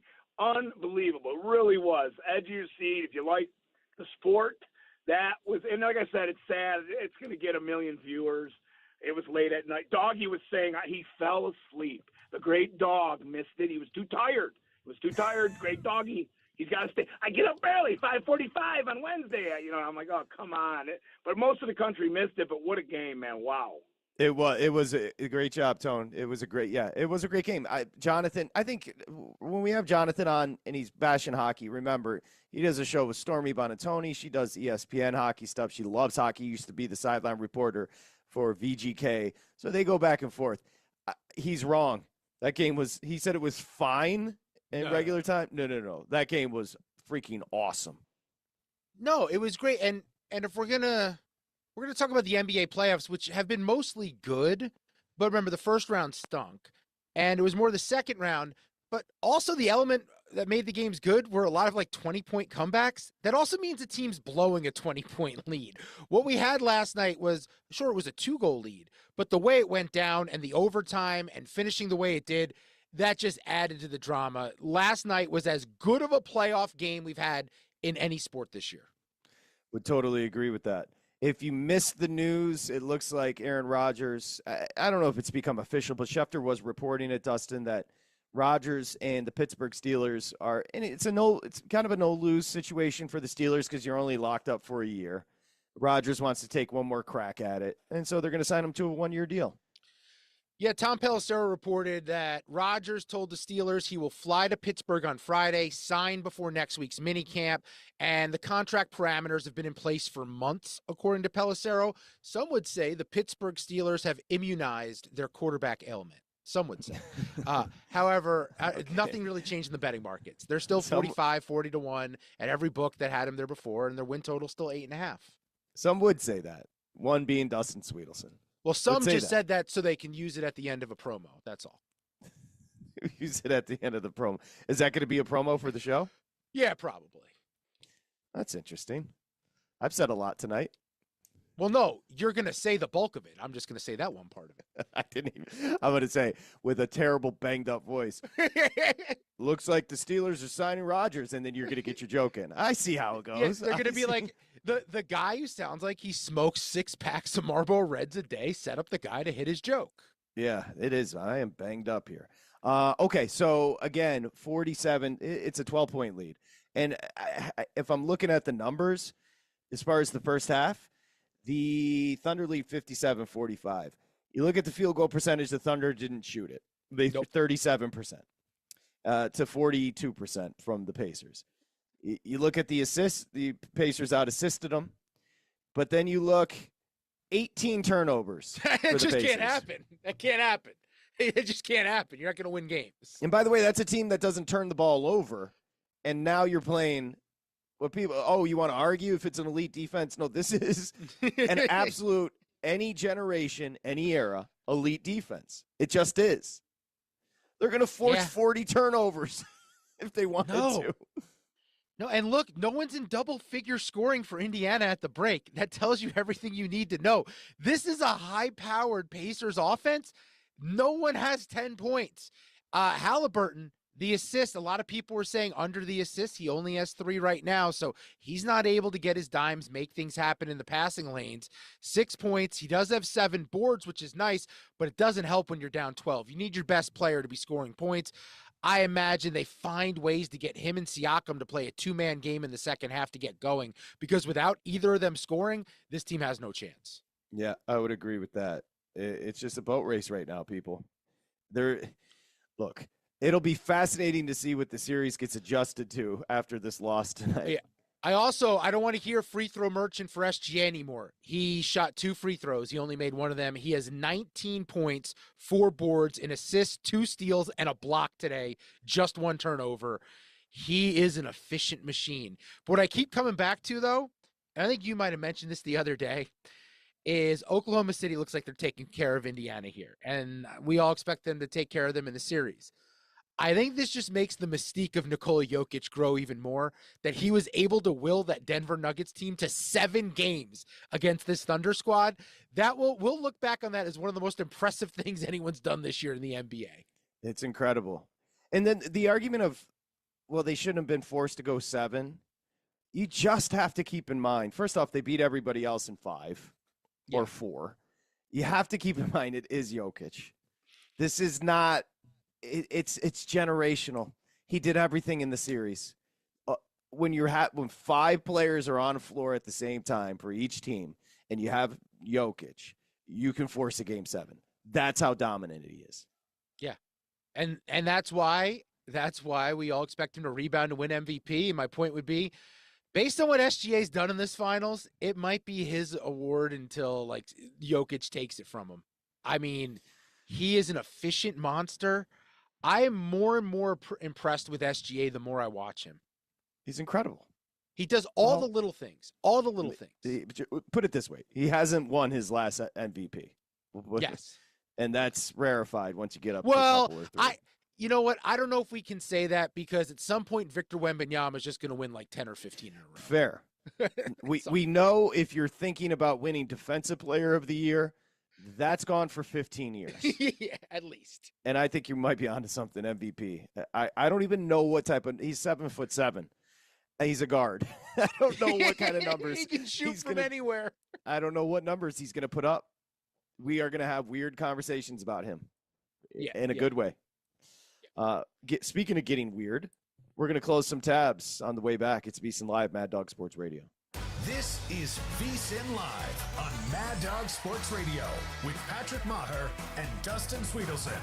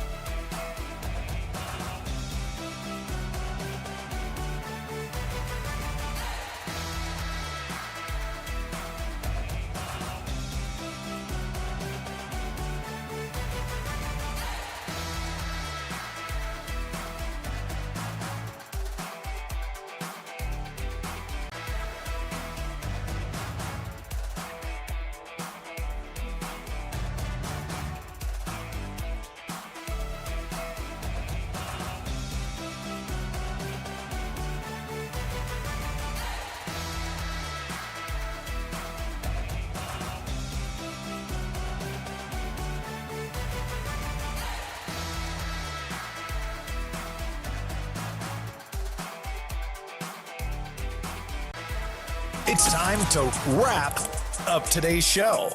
You see what I did there? Yeah. By finishing all of the conversations we touched on today. This is Closing Tabs. Closing tabs. VSiN Live, Mad Dog Sports Radio. We're still at the break in Oklahoma City, 57. The Pacers, 45. Big guy, floor is yours.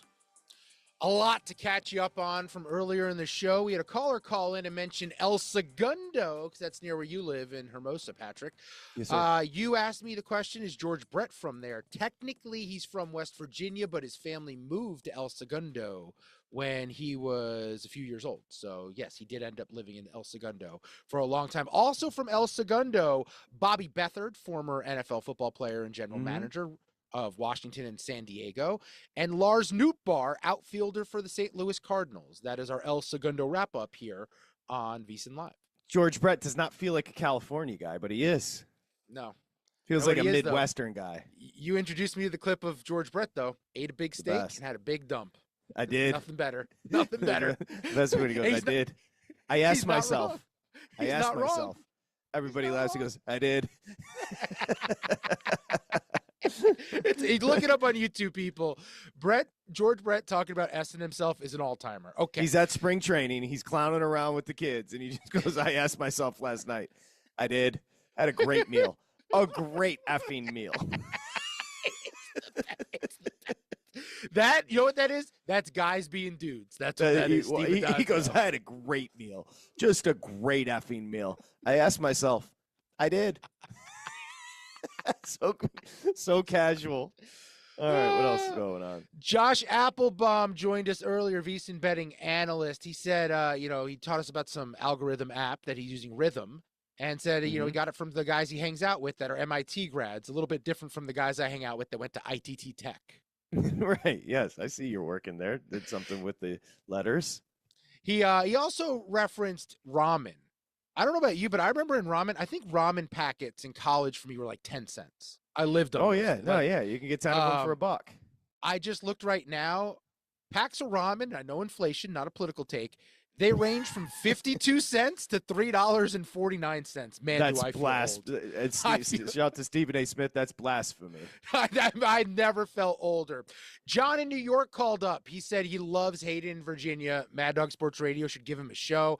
I think I don't speak for management. I think they would, though. But he does have a no compete he signed with Newsmax that we don't want to interfere with. I think Hayden might be busy today. Mom and Dad, stop fighting. I think Hayden he might have a permanent scary look on his face right now with the ongoings and current affairs. What else? I also have this open for my tabs here. I guess we were discussing the Red Wings. Oh, not retiring Sergei Fedorov's number. So I just went through if I can throw a number at you, do you think you can guess the Red Wing associated with that number who's retired? I could certainly try. Number 1. Must be old. Alex, you know what? I don't know. It's that really one. old. Terry Sawchuk? Sawchuk. That's a good one. Give me another one. Number 4 is a name I don't recognize, though. Number 4. Alex DeVecchio or somebody like that. Red Kelly. DeVecchio's 10. He is retired. 5. That would be Nicholas Lindstrom. 9. Steve Yzerman. No, he's 19. Gordie Howe's 9. Not Gordie Howe. Go. 12. Pavel Datsuk? Sid Abel. Sid Abel. Shout to Sid Abel. Good job, big guy. We'll see you tomorrow. VSiN Live. Covering the spread all night long. This is VSiN Live on Mad Dog Sports Radio.